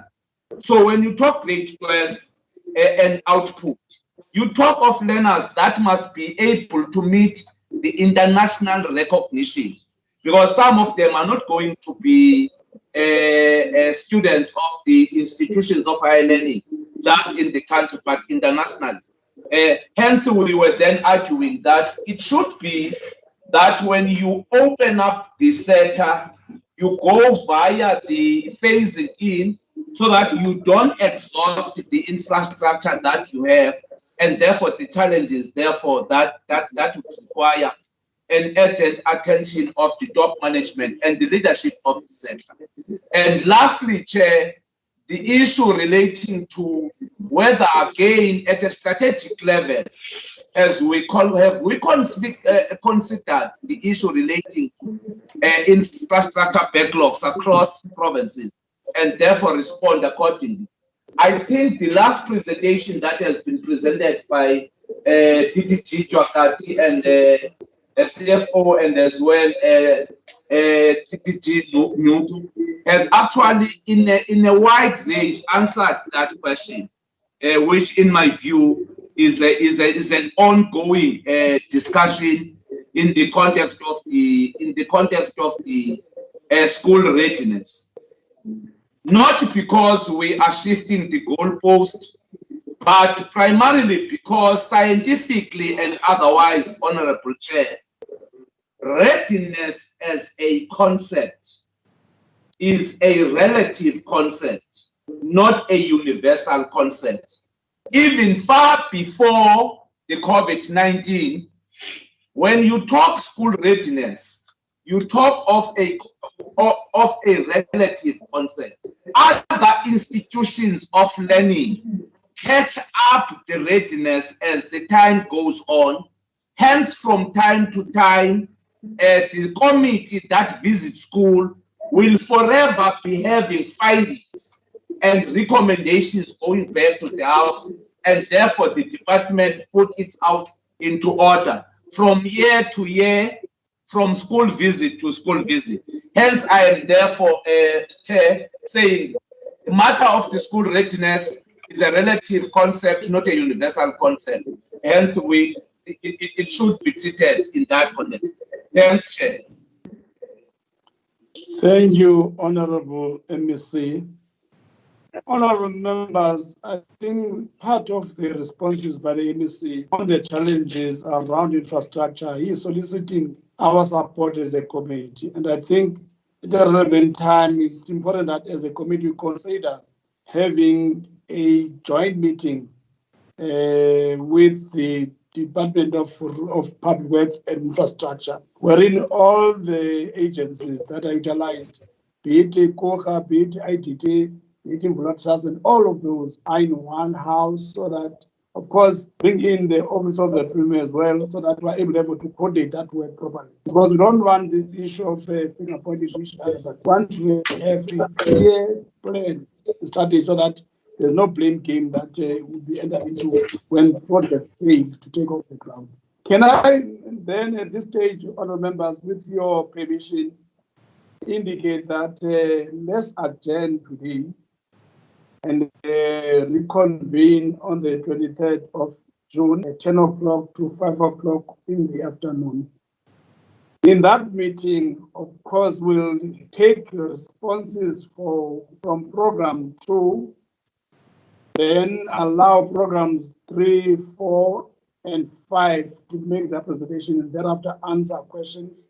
But before the presentation of such, the SG, because there were questions that were posed on his own overall admin overview, which may not have been covered by some of the questions that were posed a program. So that is my advice. That is my proposal of taking this matter forward when we meet next time. Do I get the concurrence of committee members in terms of my proposal in terms of dealing with the remaining programs next week? Can I get your note, members? Honorable Chair. Yes, Chairperson. Thank you, Honorable Chair. Followed by Honorable Makubela. Thanks for the opportunity, Chair. I may have missed something here, but I don't think we had an opportunity to make any comments or questions on Program 1, especially on those policy positions. I may have missed it, but I do have a question there. I wonder if it can be accommodated then on the 23rd, Program 1, policy positions. Yes, we may come back, because remember, they gave us responses, but doesn't mean that we don't have some follow-up questions on some of those. We'll entertain such follow-up questions on the 23rd. Thanks very much.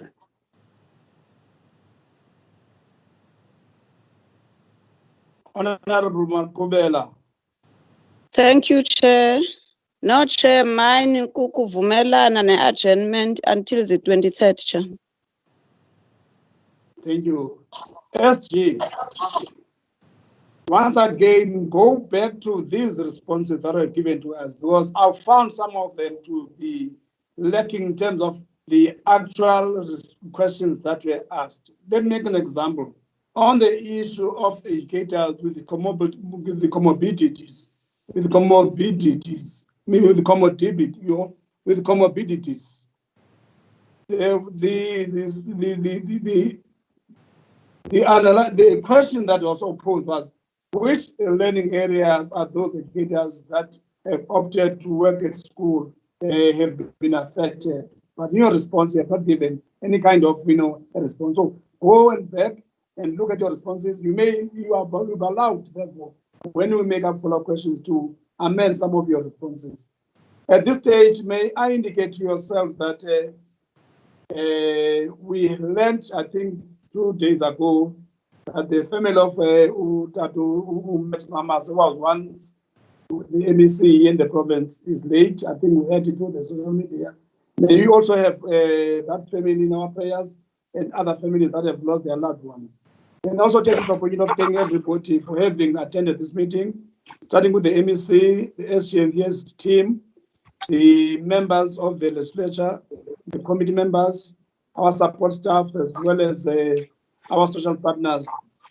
Take care, stay at home, practice hygiene tendencies that are proper so that we can be able to save lives. The meeting is adjourned until 23rd of June at 10 o'clock to 5 o'clock. Thank you, members, and thank you to support staff, thank you to the department, and thank you to our social partners. The meeting is adjourned. Thank you, Chair. Thank you, Chair. Thanks, Chair. Great meeting. Thank you, Chair. Thank you. Thank